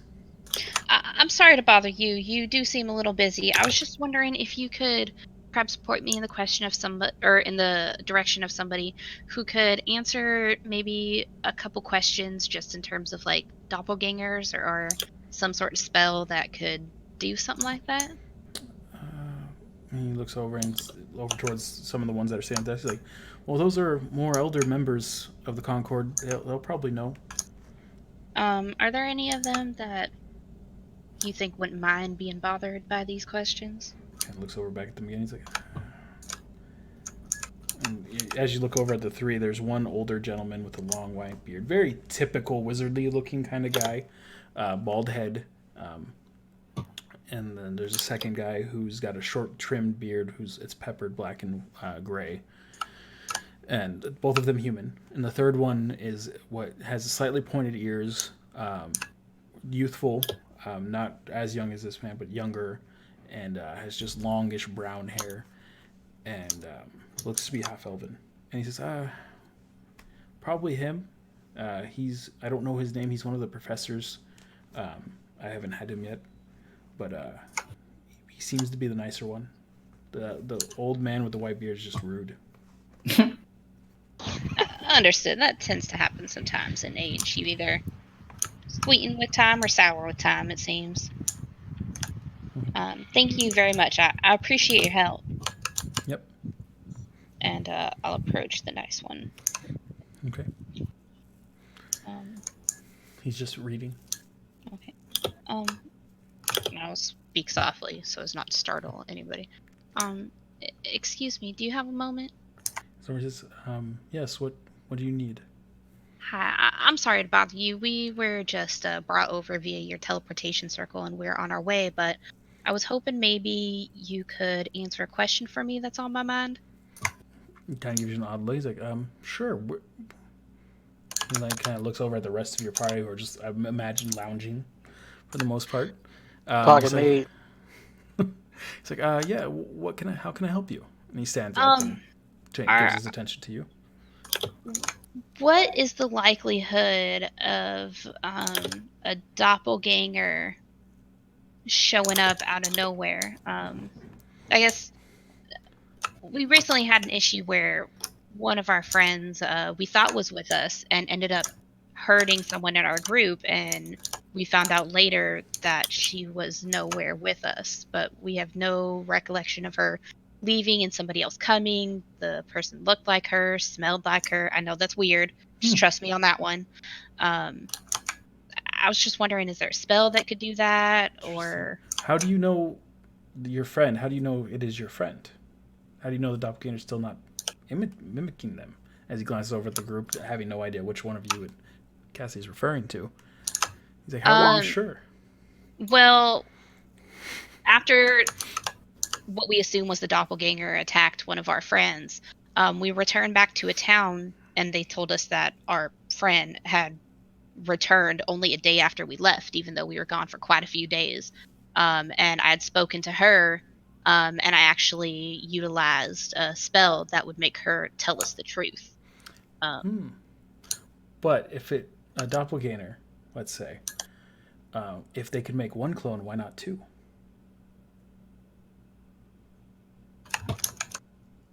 But wouldn't a doppelganger not be that person? They're just someone who looks like them? Maybe they made two doppelgangers of the same person. One staying in your town that you speak of, and honestly stayed there so that when you tried something of such sorts, they can honestly say they had been there the whole time. Did you ask them personal questions that only you would know or they would know? I don't remember. I asked her any personal questions. The half elf is looking very intrigued. Like he's like treating this as like an experiment almost. Okay, Should out I of be character. worried? Did I ask any questions? You that didn't. I didn't. Am I hearing any of this crap? questions could we You guys are all ask? lounging. You guys can't really hear. You can't hear Cassidy and this half elf talking. Okay, that's probably a good thing. You do notice they're looking over towards you guys. So I mean, that's a I good can find point. out for you if you would like. Just point You out know which one what? it would be. I'm just gonna lean over and whisper, the shiny one. So the little dwarf No. who's in heavy armor and The is quite natural shiny. shiny one. The magic shiny. The dwarf.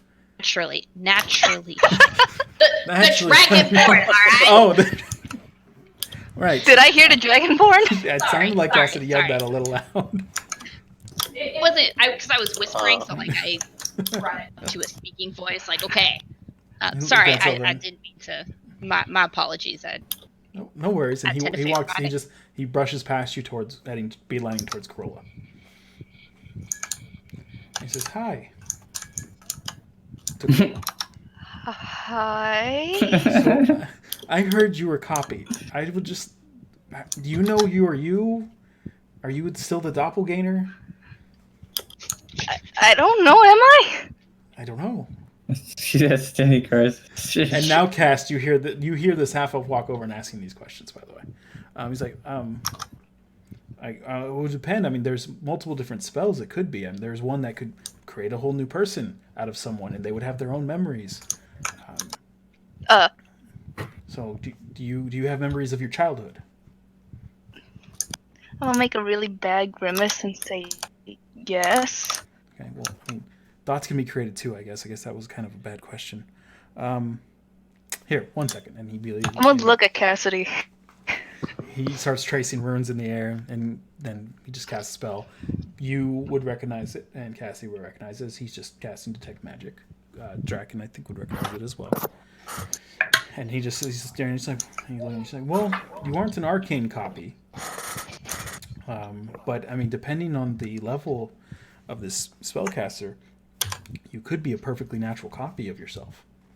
At this point, with him casting spells in the middle of this like sitting area, is everyone like starting to pay attention, or Not is really. this a normal? Okay. It's pretty.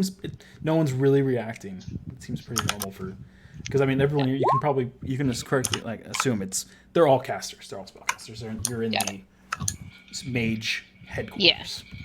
I don't know. What are you investigating over there with a great roll? Casters reaching for I it. still I feel like no. that plays well, actually. Now, just to see if I notice anything out of the ordinary after using a spell being cast. Would a But- physical copy inherit her magical abilities too? Yes, they would. This is Shit, I guess we don't know then. a challenge. But, I'm I mean, me. From what we understand, she was in a coma-like state for a few days. Sorry, another out of character question. Back when we were talking to the mayor and he told us like she woke up about a day or two ago, was that around the same time that the doppelganger ran off? No. Like from because, what? Okay. Well, let me see. Or took would it be you- close enough? It took you like Like- 2 or 3 days to get back, and that's when she had woken. So it's a rough time frame. Okay, yeah, that's what. So, another point I should have mentioned is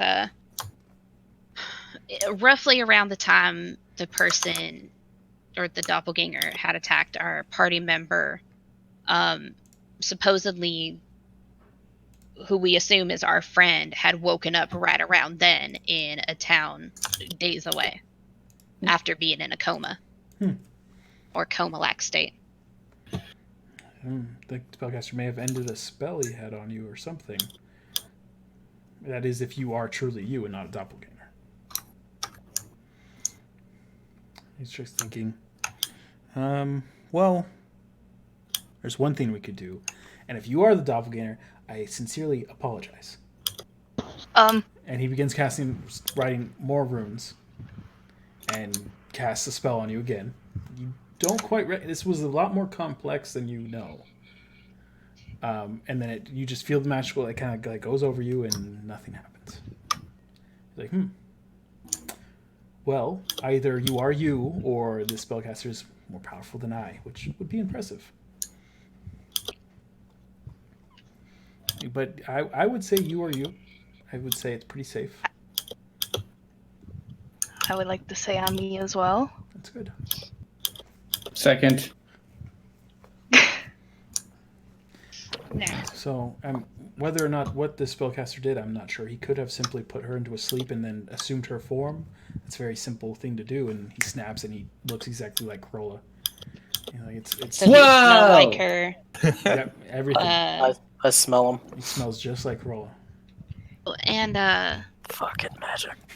I mean, What I'm level assuming if spell it was a would that be? spellcaster, it's not Roll an arcane exactly check. crazy. How long can But- something like that last? Well, and we can keep it up mostly indefinitely. So you could just look like someone for as long as you want? If I choose to, yes. Let me go look. Fucking magic, man. Can like me? Huh? What was that? Sorry, you cut out. You can just choose to do it whenever you want. Well, it's a combination of spell effects, to be perfectly honest.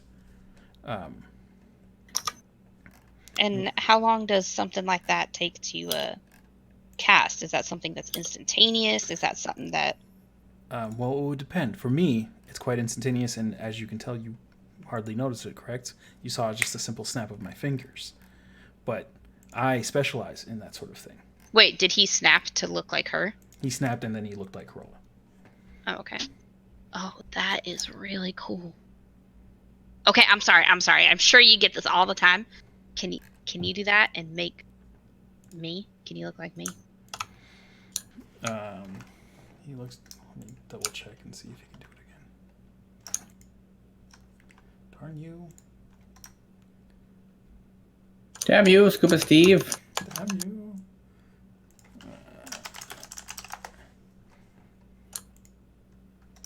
Sven!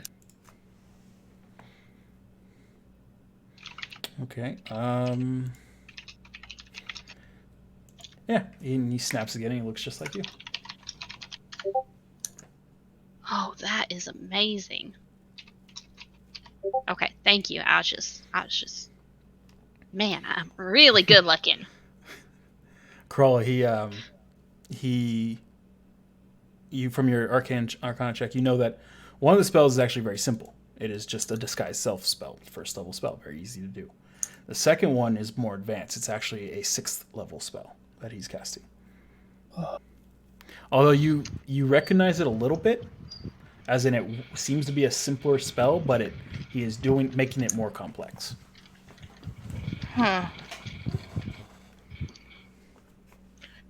Well, shit. So if the magic user were to be experienced, he could cast something like this? Yes. You wouldn't even have to be incredibly powerful to do something like this. To do it as easily as I did it, you wouldn't be able to do it as if you were a studied spellcaster. So your typical wizards and sorcerers, or not sorcerers, wizards and witches would know such a thing. But the ones that are more naturally inclined in magic, such as myself, such as a sorcerer or sorceress, we know little tips and tricks on how to make our spells go a little less noticed. Oh, fun. That could. Then All right. he just drops it and turns back to himself. Can't trust anyone. Thank you, sir. Is there a way to tell the difference at all? My name is Grimorn Olodov. What? Grimorn Olodov. Okay, that doesn't answer my question, but What did you? I mean, good to know. I was answering the Dragonborn lady, not you, you hairy person. What did you ask? You can't call people I like hairy you. people. Hey, it was a very accurate description. I commend you. I just Fucking meant it racist. literally. I'm sorry. I know he's mean, a bugbear. he's- I meant no insult. He's not wrong. Oh my god, I can't be around these people. Well, I mean, What he's was not Are you wrong. like the though. social justice warrior of frickin' D&D? Was I speaking over Cole? I didn't hear her say Yeah, anything. you did, so. but I answered her. My So bad. what did you say, bugbear? Is there any way to No one's there introduced any way to- themselves, so. is there any way to counter that at all? Well, if Maybe you not have a to keen use the eye, magic? you might be able to look through it. You can, if you are practiced in arcane, you can counter it. You can dispel it. There's multiple ways, but the easiest way is if you have a keen eye. You should be able to see through it. You'll notice things. Any non-magical way besides having a keen eye? Like if we hit him really hard? Well, I mean, if I were to appear shorter or taller and you swung in a certain way, you would make contact or you would miss based on if I chose shorter or higher. One of the spells that I, makes me smell like the person, or feel like more, make the same sound, smell, and everything. That one you could break someone's concentration on, and it's a little bit more of an advanced spell. Yes, you can be brutish and beat someone over the head until they drop it. Good to know. That's our specialty. Yes. Well, thank you, sir, very much for answering our questions. I'm sure we're still a little lost, but it gives us a starting point to figure out, and we know that we can trust our friend a bit more. I mean, that's just one way. There's more than just the arcane magics that can do it. I'm not quite practiced on the divine arts like your friend over there. He points over at Draken, who's probably drunk at this point. But then I don't think he is either, to be fair. there's many other types of magic in this world that can do it. I mean, I've heard things. There's always the story of dragons taking people forms and such like that. Who knows what could have happened? But I can assure you that Corolla. Hold on. Actually, I don't know if I got your name. The Dragonborn is who she is. Dragons can take the form? I mean, we were in a dragon's lair when this happened. Yes, I'm sure you know. I mean, based on that flute on your back, you're probably a world traveler, bardic, correct? Well, yes, but it's very typical in our fashion. We take the works of others with a grain of salt because... Yes, dragons are they're the most magical beasts on this planet. In the world, in the universe, more than likely. But and they easily can take forms of anyone else. Now, that doesn't. I mean, unless they are also capable in magic of the higher spell casting, that doesn't mean they will smell like them. You'll clearly, if you get a good whiff, so to speak, you could probably still smell the hint of dragon on them, or maybe mutton. Interesting. Well, nevertheless, again, thank you so much for your time. Mm-hmm.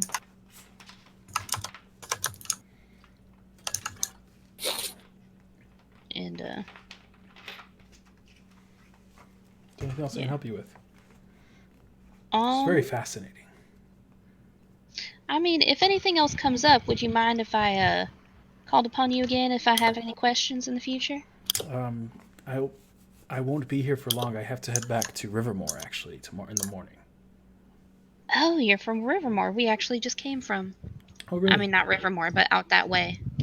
Yeah. Yes, I'm one of the leaders of the Arcane Conservatory in Rivermore. Were you there when that rip appeared? Yes, I was. I was there, and I saw it as well. Did you guys ever find out what was going on with all that? Well, we didn't find much, but based on what Clayton has said, it seems like they come and go. Really? His hypothesis is.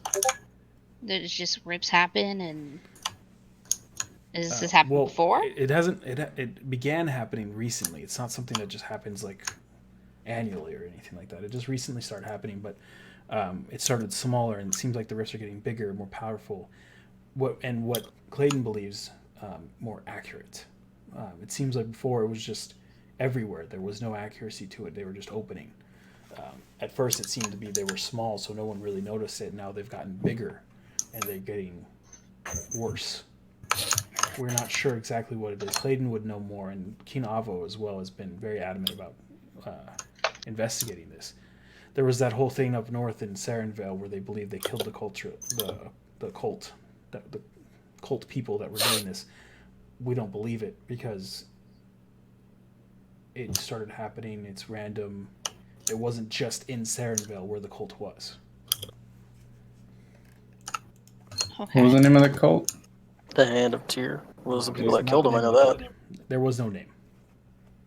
They were just cultists. They didn't, or at least the Hand of Tyr did not get a name before they slaughtered them all. Interesting. Have any rifts happened anywhere in the area recently? Nothing since that event several weeks ago, where there were several large rifts opening The one in Von Morden, the one in Rivermore, the one up in Sarenvale, and the one here in Avo. Now, have things been coming through those rifts, or do people just go through them? Well, anyone who tends to fall through them gets transported elsewhere. Like, if I'm remembering correctly now, actually, you were probably the party that was there and being interviewed by Strauss. Kill him. Strauss, said good things about. He was the one who interviewed the two that fell through in Rivermore.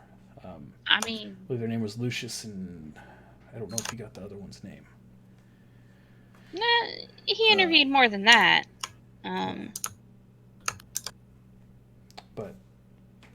But yes, some people fell through, some did not. There was reports of many falling through in Von Morden before it opened up in the ground, not the sky like the other ones. But not everyone that fell through has been accounted for. Do you know of nothing any came go ahead. I was just saying, but nothing came out.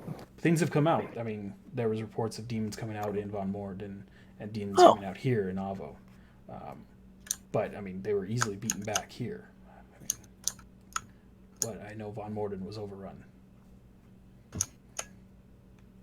Do you know of any reason why someone would... Hold on. Can you come here for a moment? And I'm just going to sidestep away from the party. Okay. Did you not want anyone to hear this? Correct. Okay, so we're going to go whisper. Yes. Okay. Okay.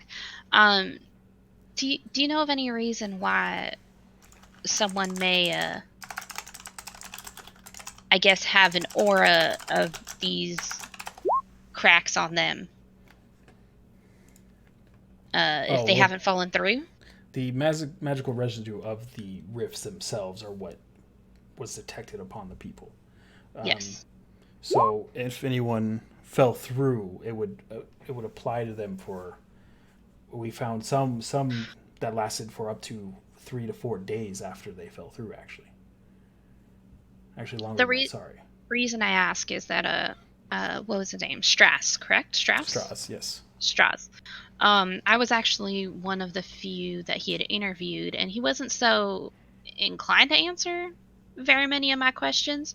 But he did indicate that I had some sort of feel of the rift, but I've never fallen through one. The first one I saw was the one that opened up in Rivermore. It gives you a look over. Yes, I remember Strauss mentioning you.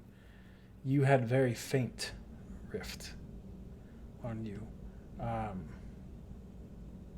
me think. He wasn't sure either. It was mixed. Like it was partially there, partially not, and very, very, very faint. Like you had fell through a lot longer than most people. Like a longer time ago, or I spent more time. Like a longer time ago. Okay. Like two of your friends, the actually three, including the dwarf, because he came to us voluntarily. They were theirs was much more present. Yours was much more faint, like it had begun to fade already. I'm not sure what that means. If you say you've never fallen through one, I mean that's typically the only thing we've been able to sense. But I know that Draken, when we interviewed him, he had lost some time actually when he fell through this portal. It seems like things can get wishy-washy, almost. Whereas Lucius and the other one didn't hardly lost any time. Draken lost almost a week. Interesting. So. And even, I mean, did he have any? Is there anybody who may have not had any memory of this happening? As far as losing time, do they remember falling through? Every case we've seen, yes. But most of the people we've interviewed are only from the larger rifts that have happened recently. Maybe when you fell through yours, it was a smaller rift and you didn't realize it had happened. I don't know, maybe you hit your head coming out of the rift. Where you get dropped is very questionable. It could be very random. It's very easy. We've had some people come through and fall hundreds of feet to their death. So maybe you hit your head on your way down, blacked out, and forgot about it. I'm not sure. Perhaps I could, considering my vocation and penchant for hanging out in areas where you tend to lose a little bit of your memory that night anyways. I suppose it's very... Your case is a weird one. I do have a lot of gaps in my memory. Give you a curious look. Is there any way to see if those gaps could be related to these portals opening?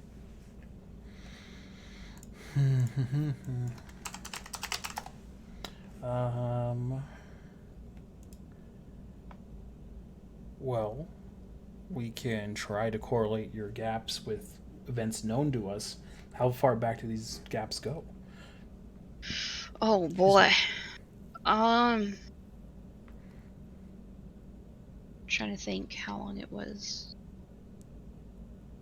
It's been a good few years, I want to say. Oh well, if it's been years, I hope this hasn't been happening that long. We just recently detected it about a month ago. I believe it's been years, just Yeah. since the first. Okay. There are some things that we can do to dive deep within your mind if you would like to see what we can see. It can be a little strenuous, and it would be an invasion of your privacy. And that's why I offer it to you. I don't just do it. And now, there's something else I think I should mention. My party has indicated before that I was not me. I can hear Ant from your mic. Oh yeah. Like you are a doppelganger? Maybe? No, not a doppelganger, because Oh. I would look the same, right? I mean, True, I true. think they all just imbibed a little too much because they were very convinced that somehow glorious looking me became an orcish child. So she was like, huh. As in, like you. I have no idea. They never elaborated. They were just like, you are a baby orc. And I'm looking at myself like, no. Did they mention anything about spell casting happening or being No. polymorphed, being nothing? No. And it only happened to you, not anyone else in your party. That is correct. Can you think of anything that may have happened to cause it? What happened before this happened? I believe we were in a battle, and I had taken I'd taken quite a few hits, and last thing I had remembered was passing out from the pain. And then I woke up, and that's apparently when I wasn't me. But if it's not too much trouble, I mean, we do have to get the stuff back for our friend and return it to his family.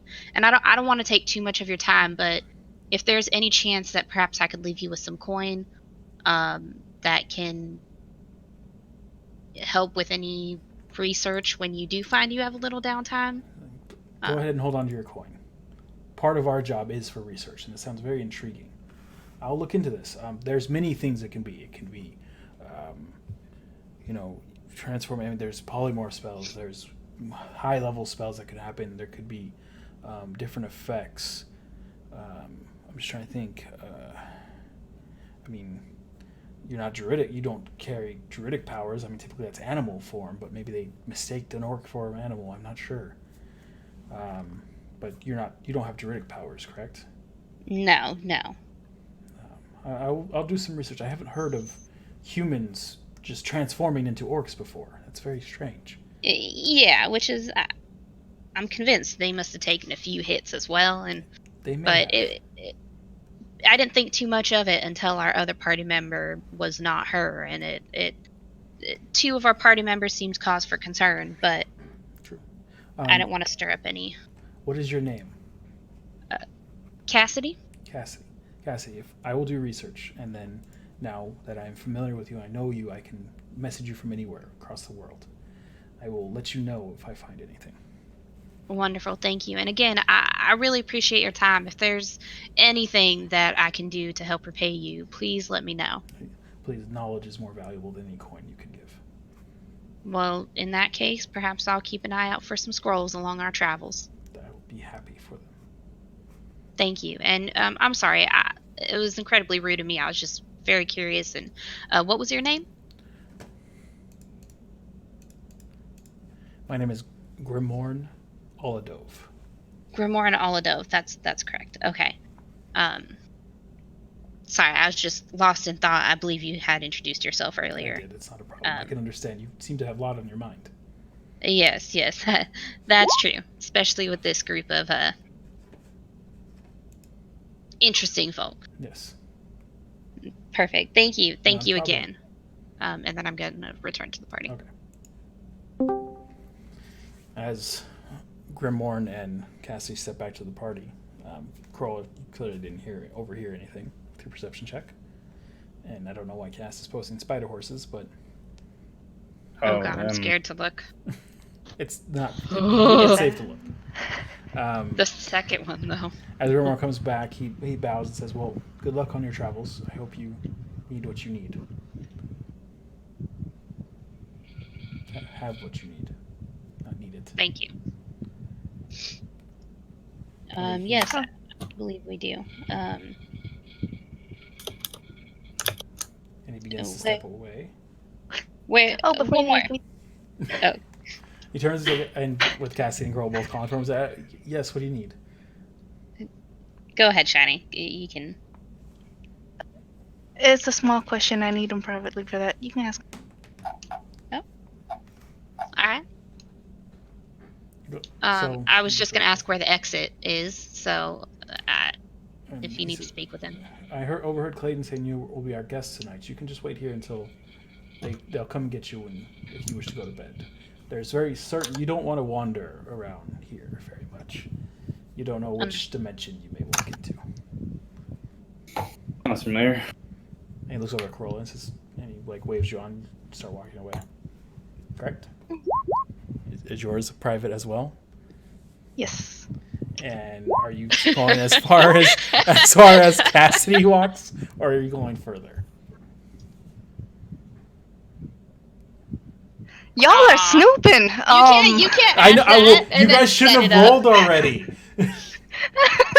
I mean, Yes, that is kind I'm of gonna try to interesting go. initiative listening. The fuck did I Because miss? if she may really not want you guys to hear it and walk farther away. The hell You said did you I took a miss? sidestep. I guess I'm taking a side step. Okay, so Cass doesn't hear nothing, but Cassidy does hear it. The fuck happened? Don't worry about it. Okay. All right. I wanted to ask if, because you're on Meiji and everything, does the name Forecast Mortel sound familiar? That does sound familiar, although we don't get to go too far north very often. Have you Assuming- had any news about him for Okay, the that's past? okay, I had to double check. Yeah. Have we what? Sorry? Have you had any news of him? Nothing outstanding. He is still I know he still stays up north in Rakan. Rakano, they were doing a lot of recovery since the town was covered in that avalanche, that horrible, horrible accident that happened. He was helping the town rebuild and get back up on its feet. We messaged him asking if he needed help, but he said no, he will handle it. I'm just gonna go paler than white if that's possible and say, and he survived the snowfall. He did. So His tower didn't take too much damage to it. It did get buried, but I'm sure he has it well enchanted. But he seemed to survive it. We've heard from him since then.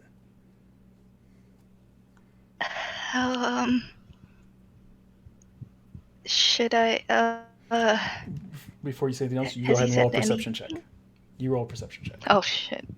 Cassie, roll a stealth check. Oh no! No! Oh my god! So at this point, Corolla, you do notice Cassidy paying very close attention. I'm gonna zip up, Okay. say thank you for the information, and just glare at Cassidy and sit down. I can't believe you rolled a 1 on stealth. Right? And if you wanted to continue conversation, you could have taken him further away if you wanted to, but it's up to you. Actually, yeah, no. Out of earshot. Do you mind if we? I'm gonna glare at Cassidy, go a bit further away. And he just Hearing kind of smirks a little bit at seeing, because he assumes you guys are all friends and know each other. As she's walking away, I'm gonna just cast message to her. Okay. I'm gonna have a few questions for you later then. You can respond to this message. Nope. Okay. Okay. Alright, I'll back out. Okay. And you take further steps away on the other side of the room where they can't hear you.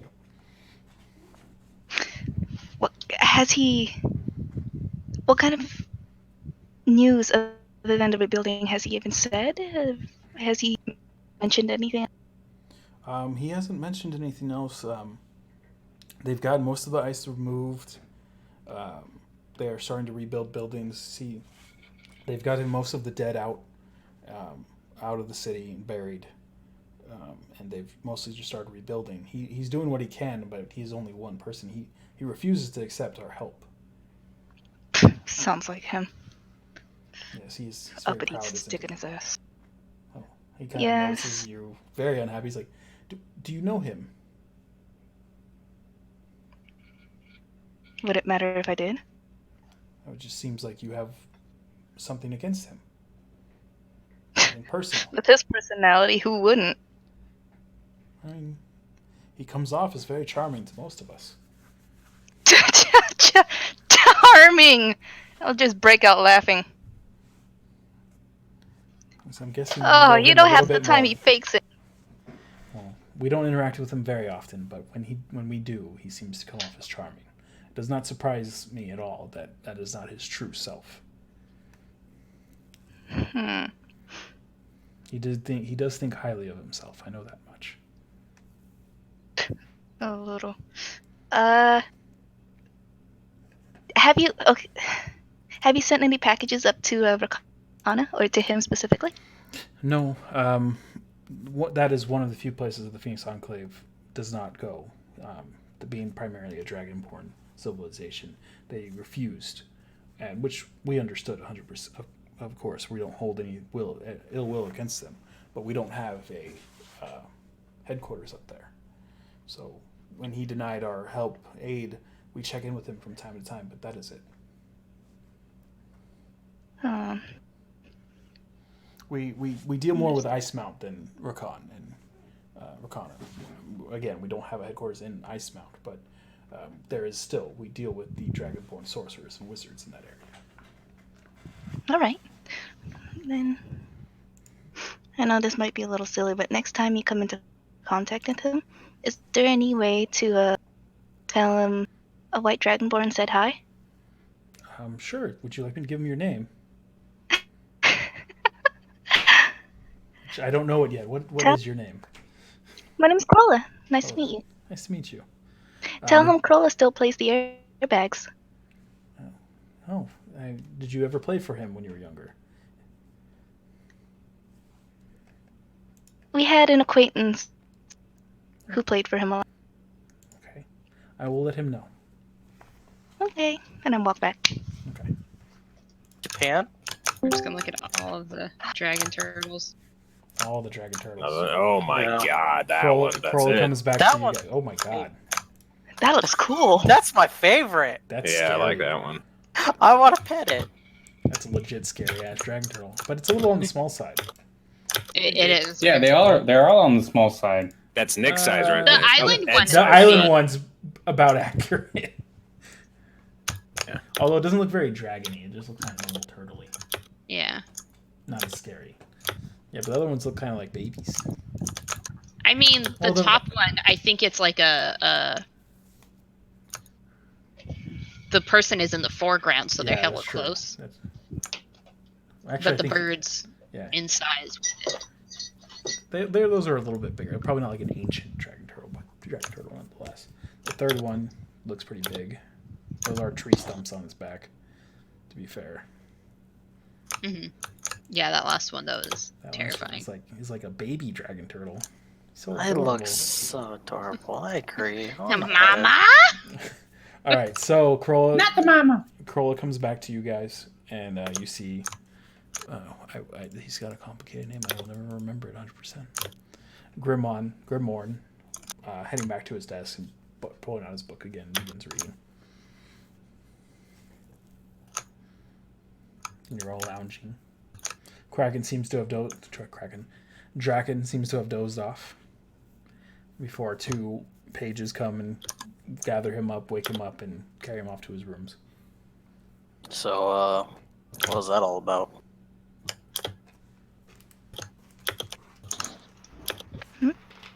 I asked to Cass and Kroll. I just had a few questions. About what? Just some personal things. Okay. I imagine, and I'm gonna shoot a look at Krolla. She had something similar. I'll just shrug. Just gonna doesn't whisper, sound- I don't have to share every little thing about me with you. I still don't really know you that well. That doesn't sound ominous at all. I mean, were you forthright about being what you are? No, but Okay, mine then. could easily get me killed. So And how do you know mine can't? Ooh. I mean, it's a good point, but Why don't we just Silva. drop this conversation for now and just relax while we're in Avo? We'll have a nice little grand old time. All right? We'll find somewhere to sell your dragon teeth. Sorry, shiny.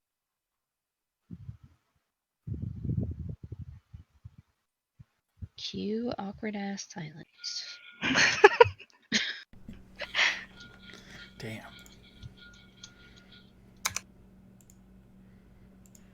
I'm just gonna hang out until they let me know where my bed is. I mean, we're still waiting on the night. If you guys wish to go to bed, you can. Just tell me. Yeah, Oh, no, yeah. I'm just saying, aren't we waiting for the night? Oh, the dude to night show up? captain. Yeah, that's what I thought that's what we were waiting I for. totally got distracted. My bad. I wasn't expecting such distractions. Right. So, entering on that point, as you mentally think that, for having that advanced thought, enters a man in full purple armor. Full purple plate. Male. Up light purple. Okay, intelligence rolls. And with his helm under his arm, tassels coming off the top of his helmet. His armor is very similar to Fentwix was. And he being escorted, but he's 2 feet ahead of his escort, like they weren't moving fast enough for him. And he approaches, and he singles you guys out, obviously not because you guys are the ones that don't fit in. And he stops and looks over at you guys and says, "I hear that Fentwix remains. That you have Fentwix remains." We have his equipment, He looks but over at you as you're first to talk. his remains are in Wildwell. We had him buried there because, well, we didn't know he'd be able to come to Avo so quickly or easily. He glances over at all of you and says, "Okay. Well, where's his equipment? I will take it." I give him his shield. Did he have family? I'd like to give him his weapon. Yeah, his flail was his personal weapon, so that is not a problem. He did have family. They were from Greenfell, west of Avo, a small gnomish town in the hills, the roving hills. But here's his shield. Takes the shield. Thank you. We like to keep and honor our fallen. So we'll have to work with one of the mages, to get me to transport me to Wildwell. Yeah, he's buried in the cemetery there. If you talk to the mayor, I'm sure he can show you. I'm sure he will. Yeah, he accomplished his mission. I'm glad to hear that as well. Although he was foolhardy to do such a mission. They were supposed to be safe. For God's sakes, he was with the Archmage. But I understand there's danger all around. He showed a lot of promise. He was such a little guy. It was so goddamn. And you actually do see him slightly tearing up, which you do not expect from this. He is human, but he's a very burly looking human. He's about 6'4", full Damn. plate, so it makes him look even bigger and imposing. But he has a slight tear coming down one of his eyes. He fought bravely. Had a lot of fire in him. I'm sure he did. Ever since he started, he would never back down from any fight. And he would always fight people 2 to 3 times bigger than him. Just no whispers to normal sized people. That makes a lot of sense. He challenged me to a fight the first day we met, so As I would He also expect. knocked on a dragon's door. He did what? Sorry, I had something stuck in my throat. Oh. Well, thank you for returning this. I must be off if I'm to get to Wildwell. I don't wish his remains to rot too long in the dirt. Thank As you. opposed to, if you don't mind me asking. Well, when we bury them in the tombs, we preserve their bodies as best as we can. Okay. I understand. I think the mayor did some. Yeah, thank you, sir. We're really glad to be able to help out. I was really hoping one of you would mention the bird eating his face, or the animal eating his face, but all right, he'll find out on his own. Didn't that get fixed when the mayor fixed him up? Did it? The mayor just delayed his decay. Yeah. I thought you said it fixed like his face. They said they could fix it, but Draken said he could fix it. They could fix it. Okay. Yeah. No, we're just gonna. I didn't want to mention him not decaying either, because I'll probably sounds just like we left him assume there he just so he rotted. didn't rot. Yeah, he's gonna assume there's some rot. It's okay. And then was there anything else? Was there anything else that needed returning? I mean, it's just the shield. We have his weapon. That's kind of about it. Did someone have his armor? I don't remember. Draken did. I think he stole it though, right? Well, He didn't take no, it. he's like no point wasting this stuff, and he took it. But it was purple armor. But yeah. Would you want the armor back? Well, it was small. We don't have any other knights that it would fit, so for him to be buried in it is fine. I think our dwarf took it as a memento type of deal. Maybe. It's an interesting memento. He's a blacksmith. He likes fine craftsmanship. Well, since you got to know him, he can keep it. Like I said, we're not going to be able to use it at all. Thank you.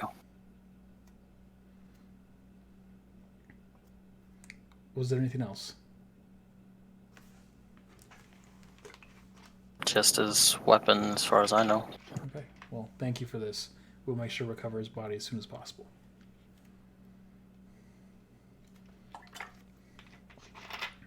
And he Have a leaves. good night. Turns on his heel and walks out. And then you guys weren't doing anything else before you retired to bed? Yeah. Oh, jeez. I was just gonna say, does someone want these glasses Fentwick found? The magic ones. Are you pulling these out in the middle of the lounge? I mean, he found them. It's not like it's not like he had them when he left. Yep. But yeah, Fentwick did recognize these glasses. I didn't know that. I don't remember if you knew that or not. I'm pretty sure I didn't. I don't remember him saying anything. I just know they're magical. That's it. He just told us I they're said magic. something, but I don't know if he mentioned it. I think Paul I didn't don't- share. Yeah, he intentionally. just said they're magic, or that he found them. That was it. That's all. That's as far as I know. Yeah, I don't think he mentioned that they were the Archmage's glasses. Oh. Either way, I don't know if my character would have even No. paid attention. So you pointed out in the lounge. I mean, no one's Yeah. giving you any looks right now. But you pull them out and ask. He said they were magical, right? I think so. I'll take them. Did he get them off? Where did he get them from? In the horde? And you found him on Is the he- ground outside the lair. Is he Outside holding the them lair? out? Yep. Before you even I jumped out. snatch him. Thank you. Cassidy snatches. Oh, okay. All right. Okay. Anything else? I want to go into my room and then close and lock the door, and then put the glasses on. Okay. You put the glasses on. Nothing happens. You're just wearing some glasses. They don't seem to be corrective. Do I look really cool? There's no mirror in here. I'm gonna perceive if I look really cool. Okay. You pour some water in a bowl and you do a perception. And you look kind of nerdy. It's like a ritual. Is it like? They're square frames. But is it like I look like a cool nerd or just like a straight nerdy nerd? Well, they were the glasses of a centaur. And then, So they were nerdy. put on, and then they were on Fentwick's face. So when you put them on, the arms are like pointing outwards across your face. And they're and like they're just tiny compared to your face. Aren't centaurs huge? They are. So why are these so small? What the hell? How long do you spend with these glasses on Dude, your face? Trying I'm to gonna figure wear them them out. basically until I fall asleep. Okay, so after about an hour, they resize to your face. Is But it like it's an about it. instant? Like they're just like, whoop? No, they just after an hour they just grow and they're perfectly fitting your face. Wow. How do I look now? You still look kind of nerdy, but you look better. All right. You think you're awesome looking. Oh well then, That perception roll. yeah. I'm gonna tuck them away so they don't break while I sleep, and then go to Okay. sleep. While Cassidy's doing this, I'm gonna send a message and tell her if you want to talk, it's best to do it now.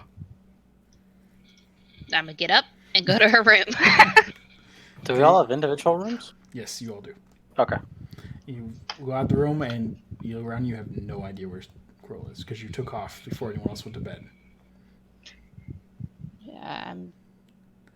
Wait, you can't cast message She can cast it randomly and point in unless different she directions. has. So you know she's within 120 feet. All right, I'm gonna do the same thing. My little circle cast. Mhm. Where are you? Crow, roll a perception check. I'm in the hall.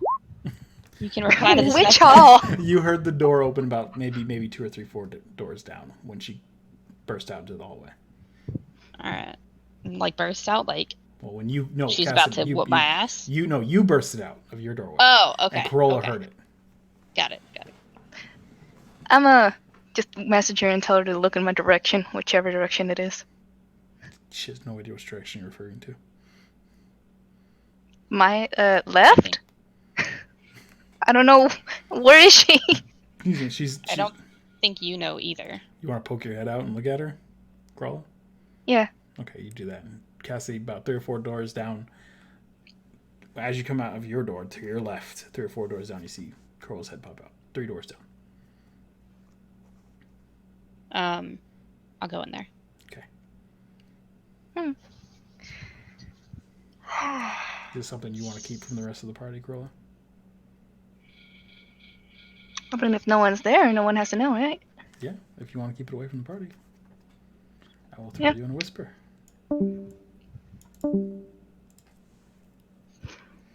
I'll sit down in the bed and just sigh. So, do you want to start? Want the long story or the short story? Let's make it the long story.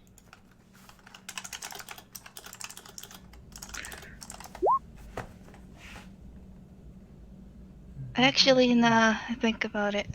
It is just a short story.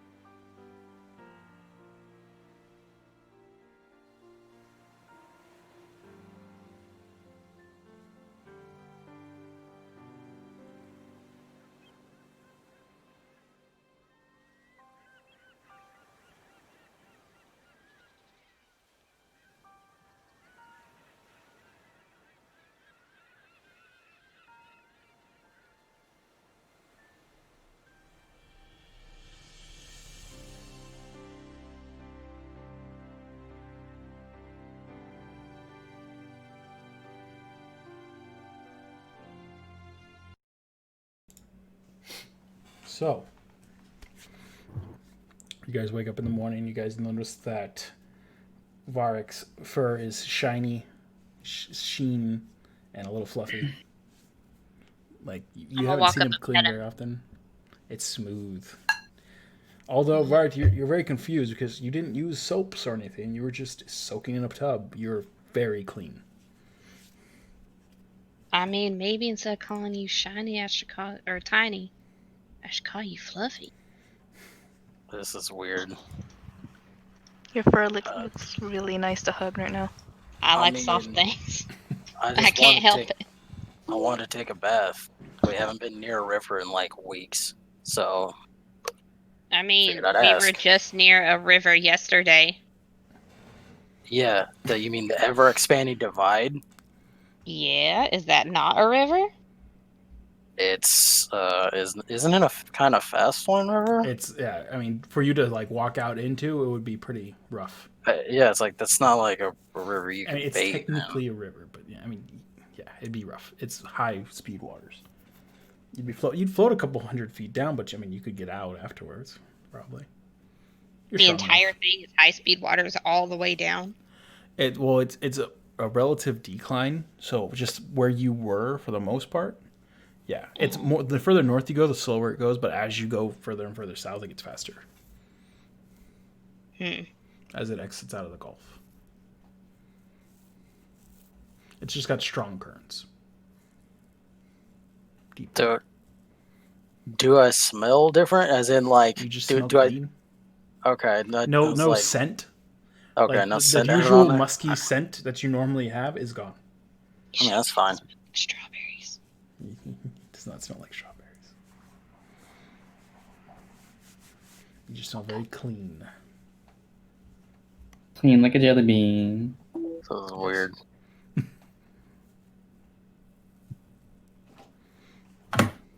So you guys, I'm guessing you guys meet back up. They take you. You guys are like talking in the hall as two road figures approach, and wave you on. Says it's time for the breakfast meal, morning meal. Oh no. Yummy.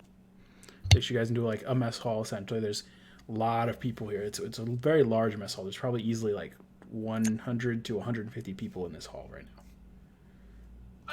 now. Like 80% of them are human. You see an occasional different race here and there of almost all races. There's even a Loxodon in the back corner. Don't be weird like you were with the last one, all right? Any bugbears? Not too any bugbears though. Okay. Not here. And then, so they sit you down. They start bringing you food, various meats, fruits, vegetables. The first plate that sits down, I'm a snatch, and I'm a snatch an entire whatever pot, pitcher, thing of some sort of caffeinated beverage. Okay. They sit down like platters. Yeah, I'm taking a The platter. whole platter. Yes, it's mine. Roll a strength check. I'm a helper because I feel bad. She's like snatching it away from everyone. Oh, that's a save. Well, that's the same thing. Yeah. So as you go to lift it, you try to snatch it like really fast from everyone, but you're like kind of dragging it a little bit, and like if you guys wanted to, you can easily reach and grab it because Cass can't quite lift it. She like reaches half of it and starts dragging it towards her. What's the size of this? Like, what's the size of this platter? Is it like meant for like 2 people, 3, like, or It's like six it's like fucking people? one platter of meat that's meant for the whole table.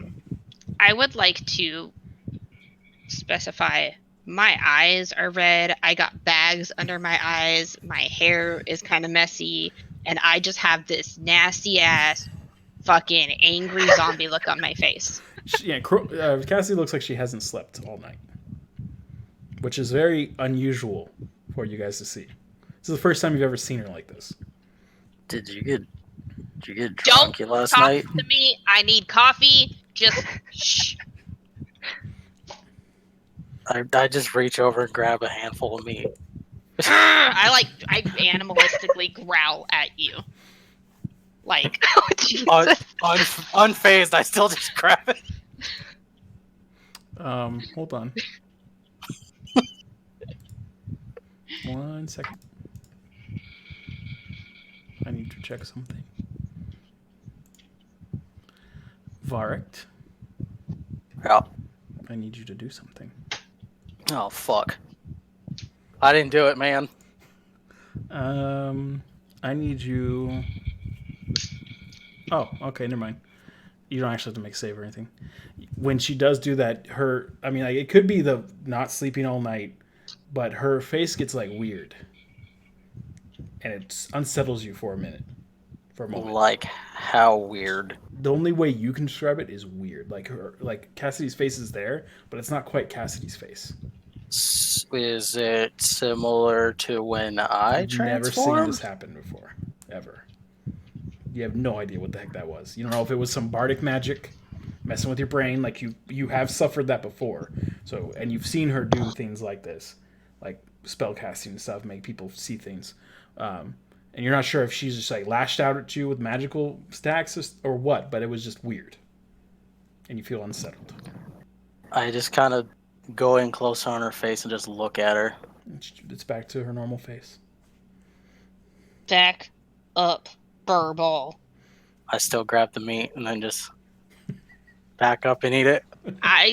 Yeah, as long as he backs up. Yeah, he does. He's kind of weirded out. So, Right I mean, slowly, but just kind of looking at her eating the meat. Just Yeah, is there coffee on the table? yes, they bring back by Yes, coffee. Let's go with that. Yes. I won't get fancy. Yes, it's coffee. I mean, I don't want anything in it. I want just straight ass black fucking wake up juice. Strong, whatever it is. But surprisingly, it doesn't. It looks like it's black coffee, but it tastes pleasant. I don't care. It's not super bitter like normal coffee is. I drink it so fast I don't even taste it. Just chug it down. Yes. Okay. I will be here for the next 45 minutes doing this. You guys eat your breakfast. Do you guys want to do anything else besides eat breakfast? Anything else? Any discussions you wish to have?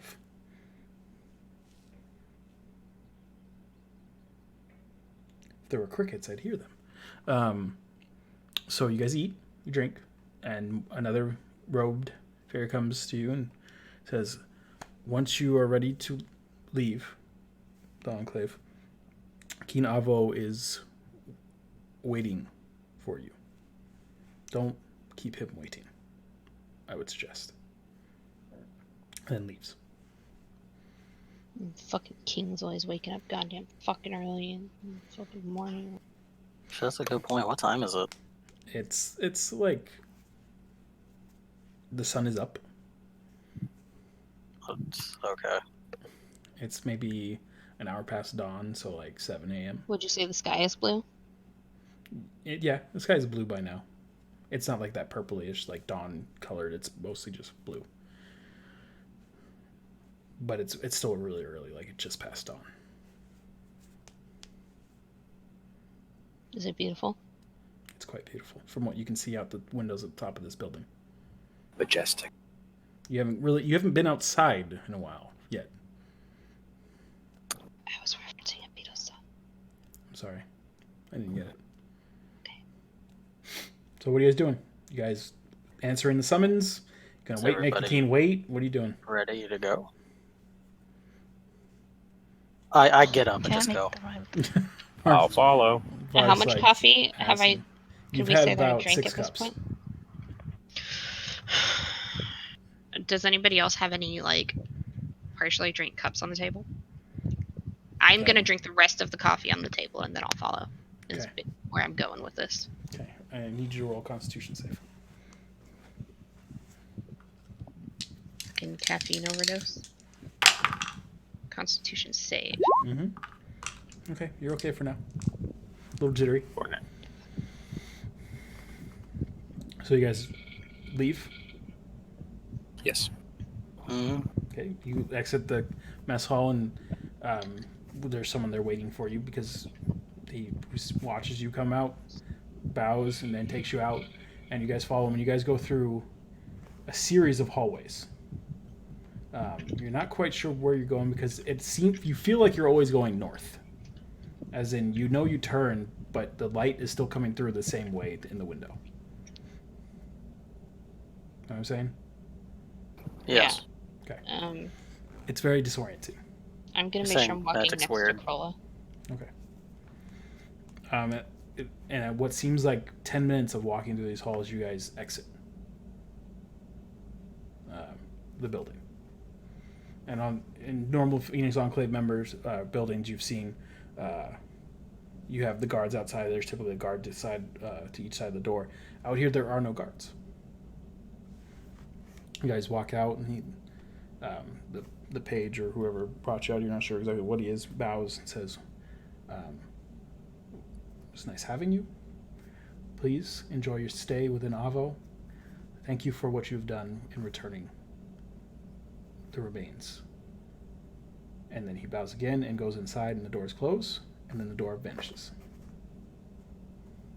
You guys look, and it's a single building on the road, on the street, and it doesn't look any more bigger than a large house. No, we didn't ask him about our horses. As you say that, and you turn around, the horses are there waiting for you.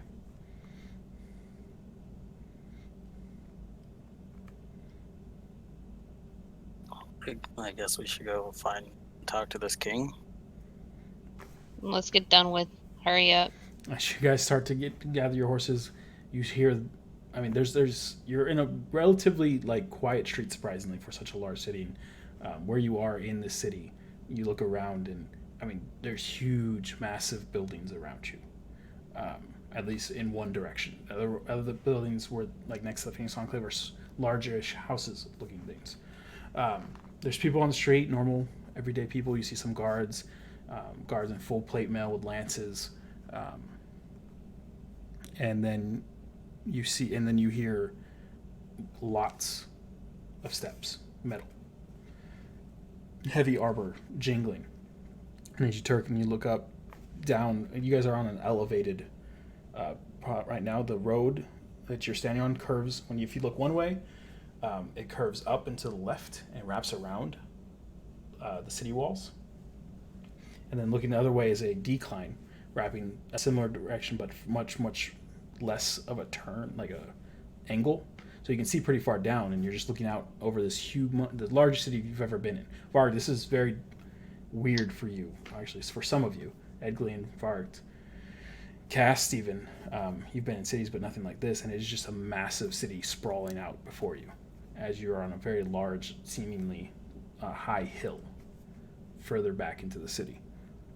And out ahead of you, you see just out past the city walls, you see a lazy, winding river, and far, far, far in the distance, you can see the ocean.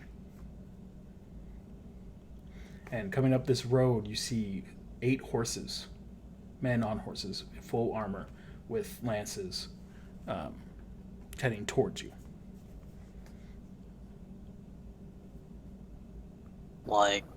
Just trotting towards us? Marching towards you, yeah, trotting towards you. Oh, okay.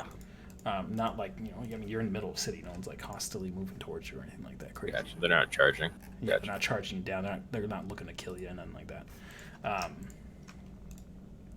As they approach you, they stop, and out from the center, which you guys didn't really see before, just because from the bulk and everything, is a smaller horse and a older-looking man in a plain gray robe. And he looks out and he says, "Are you the ones that have the remains, or had the remains? I brought the remains." Yes, sir. That'd be us. Good, excellent. The king is waiting for you. Please follow us. All right, let's go. Hurry up, so I can go to sleep. Okay, so you guys follow them back, and you guys wind through the city, and I mean, Rivermore, which a lot of you thought were big cities. I mean, and Lucius, you've been to Sarenvale. Sarenvale is a pretty large city as well, but even Sarenvale was dwarfed by the size of this city, and the stone paths that are paved are just miraculous stone, no dividends, no dirt. There's no dirt roads anywhere. It's perfectly paved, and it's just a very beautiful, beautiful city. And the architecture, I mean, you've seen other human architecture, like in Sarenvale and Rivermore, Vapid Bend, and it looks weird. There's a lot more rounded edges and very few angles to the city that is built here. It's not dwarvish make. Dwarves really like their angles, square buildings, squat buildings, and it's made of solid stone and metal, actually, in some places. So you know it's not elvish make, which typically is more wooden. It's just unknown to you. Go ahead, cast anyone who's native to Asmar, which would be Cassidy, cast Corolla, even though you'd have a higher DC, and Lucius. Guys, go ahead and roll a history roll. Check. Wow.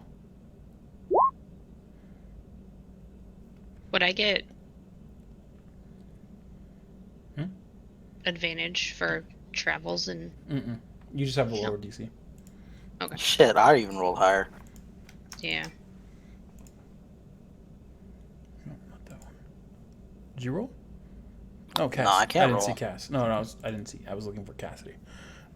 Okay, so you guys have some. I mean, you guys know the general history of Avo being the humans that were released by the Veldikins, and you can piece together Cast and Tony's and even Cast. Three of you, even though with your low rolls, you know the basic history. You know, this city was actually built by the Veldikins, who were very magical creatures that liked their experiment science and learning how to be better. So the architecture here isn't of human make. It is a Veldican make that is was crafted a lot through magic. That's why it's very rounded and it looks like the stone. You don't see like ridges in the stone or rivets in the stone where like blocks were put together and sealed together. It's just one solid stone shaped. But you take your trip down. You see markets. There's multiple market squares because of how big the city is, and you can just see them from the distance because you're so high up. You don't descend down into the city proper. You actually wrap around further up towards the palace. And this palace is large white stone, not quite marble, but very marble-esque, and then trimmed with gold. It's a little gaudy, but that's how it was made. And you're brought up to the front gates of the city, of the palace itself. You're allowed to enter with the older man leading the 6 knights. Did I say 6 or 8? What the knights break off and take their position to the side of the gate as just the one older man leads you in. And as you enter, there's regiments walking by throughout the palace. There's guards everywhere. There's mages you've seen, which you haven't seen really recently because all you've ever seen are Phoenix Enclave members. These are just people in white robes that seem magical. They're carrying tomes. They're discussing. They're walking around. I mean, they have a general air of magic around them. And the older man just leads you up into a room. You go straight down the main part of the palace into a large. I don't want to call it throne room because there is no throne, but it is that essentially a throne room in a long table. Receiving hall. Yeah. Well, it's not quite a receiving hall because there's no door on the other end. Gotcha. It's like a throne room without the throne. Mm-hmm. And actually, as you look up, you can see a what's it called, the things that lead up to a throne, not a prior. Yes. Yes. Leading up to it, but there is no throne there. You just see cracks going up and down it, as if something destroyed it. And there at the head of the table is a man in white metallic armor with gold trim, and he has a glow about him. And it's just him, you guys, and the older man in the room. The glow is that like? Oh, go ahead. I was gonna say, what kind of glow? It's like a whitish yellow glow. I want to say holy, because that's the best way Like to an probably ethereal type. Yeah, it's very like holy-esque. Okay, so not totem-esque. Got it. No, not totem-esque. And as you enter, the older man bows and says, "Sir, the party that brought the remains, sire." And he just leaves the room after bowing, and the king nods. And you guys are now alone in the room with the king. Are you sure that's safe? Just gonna say that a lot. And Are you saying that just in general, or to the old guy that he walks by? In general. Did you wait for the old guy to leave before you say that, or? Yes. Okay, so you just kind of say it. The king kind of laughs a little bit, and starts walking towards you, and he's taller than your average human. I mean, the knights you saw before, who was like 6'4", this man's around 6'8", 6'9". Oh, And he was so further away, you couldn't really tell the height difference until he started getting closer. I mean, he's towering over most of you. Obviously, Vart and Edgley are taller than him, but I mean, he's taller than you, Krolla, which you don't see very often. And although That's new. he's not like really bulky, but he has a very powerful presence. And the aura that where he was standing, you guys do see windows in here. There's like stained glass and everything. So I mean, in general, everything kind of has like an aura to it because of where the sun is at currently. But the aura moves with him as he walks towards you, and he just walks slowly towards you and says, looks out at you and says, "I heard that you were the ones to bring the remains. That is why you're brought here today, and thank you for not wasting my time and coming when summoned." you're welcome. As he gets closer, you do see a what looks like a handle coming out of the corner, out of his back, like something strapped to his back. But that's all you can see. It's just a black wrapped handle. It says, "It was a surprise for me when I heard that we had lost both our Archmage, Tarwick, and Sir Gertrude. Two very, very powerful people. Two people that I oversaw myself in their training and their place here in Avo. And I also heard of Sir Fenthwick, who risked his life to return the remains. And I'm happy to have known him and to appointed him as our first gnome in our Eldritch Knights. Clayton told me the story of their loss. It was terrifying. One does not typically tangle with an ancient blue dragon, but it looks like you all went into his lair, so I've heard, and retrieved the remains. I thank you for that." You're welcome. He looks over at you, Cassie. Exhausted you look, and he gets up right next to you and just reaches out and places his hand on you, and as soon as he touches you, you feel better. Your tiredness, your exhaustion just goes away. Oh my goodness, thank you so much. He smiles. He says, "It's not a problem for those who would be willing to sacrifice themselves to bring these remains back. It means a lot to me. I cherish every one of those that serve me." Those are mighty kind and worthy words of one of your stature. Not very often you see something like that. Yeah. My bloodline is unique, as I've been told. We are commanding and just when we need to be, but we are also forgiving and understanding. He looks over at you, Krolla. He says, "And don't worry, no one's in danger here." I'm just gonna just look at him like, huh. He says, "Well, as I'm sure you know, I'm a quite busy person, and I wanted to meet all of you and just thank you personally for doing such an honor." And he looks over at you, Lucius, and you, Vart, and over at Draken.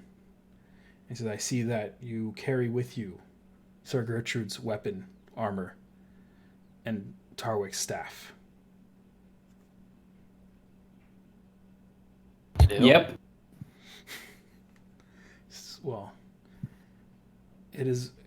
I'm sure they are honored for you to carry on with their weapons and their armor for however long you need to. Thank you. We just thought it was part of the dragon's hoard.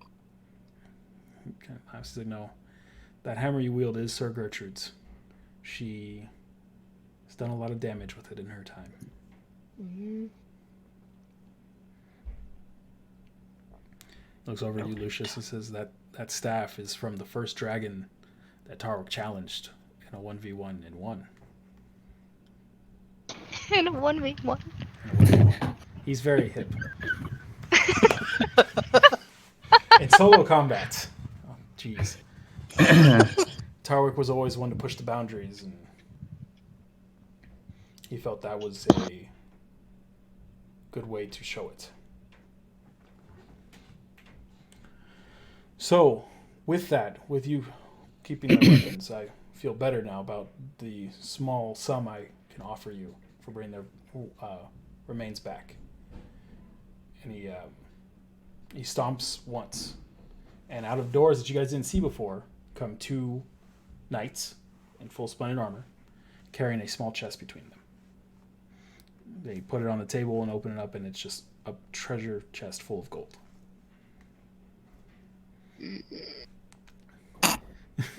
Just for your reward for serving the kingdom and bringing back these remains that you did not need to, you could have left up there in Broken Rock. We wish to give you this sum of gold. 30,000 gold. Anymore. 30,000 gold to all of you. Wait, What? Each or No. split? Split. 30,000? 30,000 gold. Oh, okay. Cassidy, are you okay? That's That shake is back. that's a small sum. I mean, we are a kingdom. Art. Wow. Wait, did he just say my name? Yes, he did. The fuck? And he closes the chest and he's like, please, for you. And I feel that there may be more time in the future that I will call upon you. But for now, I must go.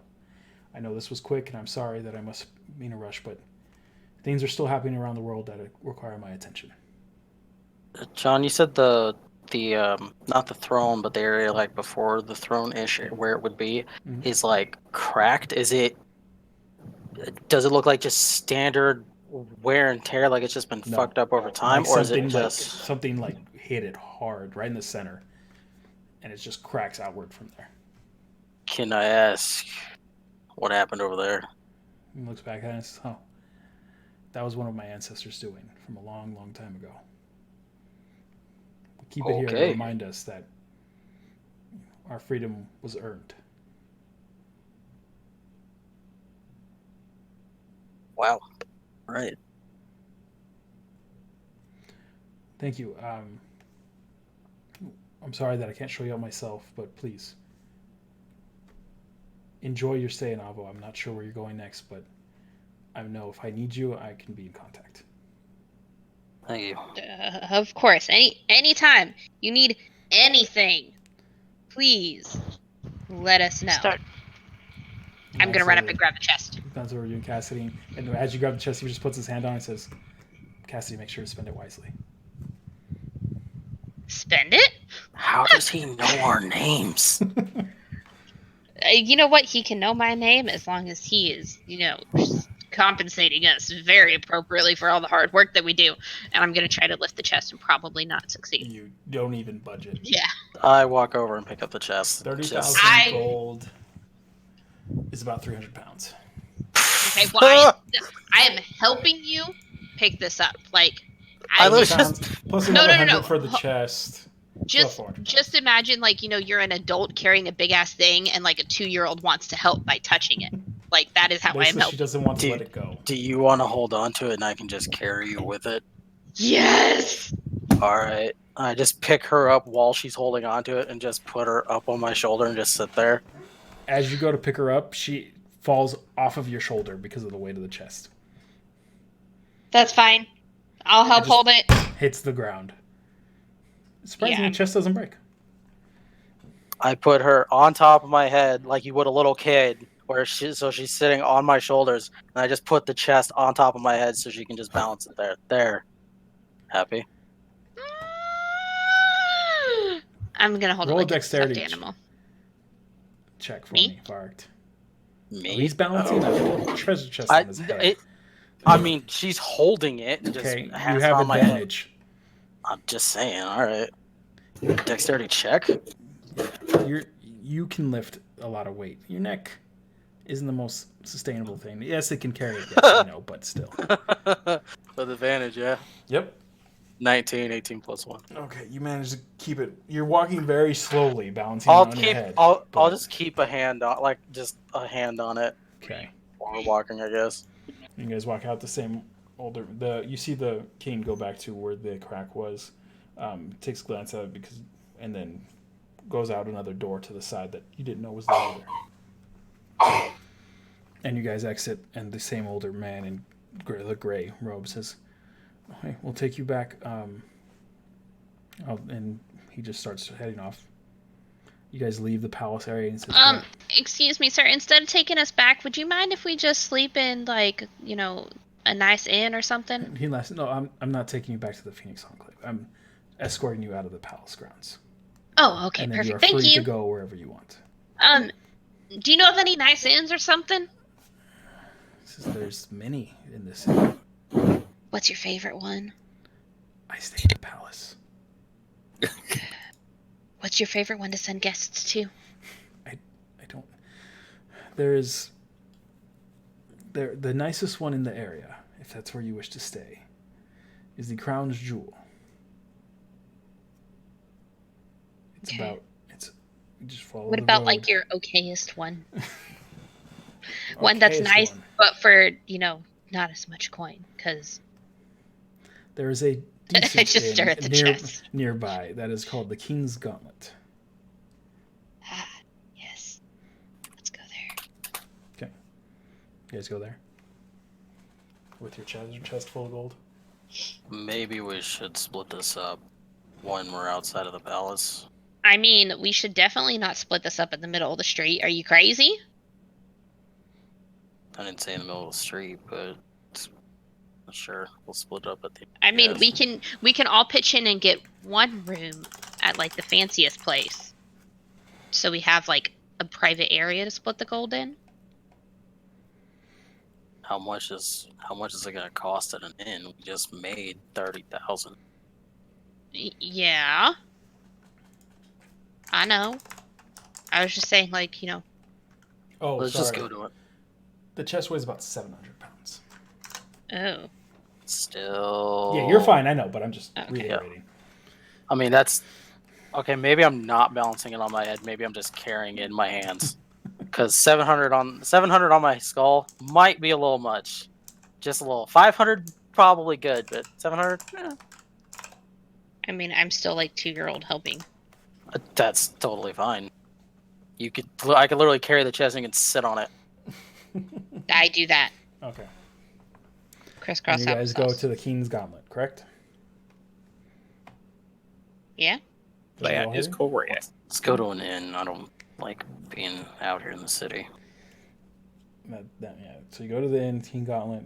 It's a fairly quiet place. It's not anywhere near docks like you guys are used to, and you guys get some odd looks as you enter because there's people usually in like not fine clothes, but just typical clothes, not traveling gear that you're all decked out in. But the patron behind the front desk doesn't seem fazed by it.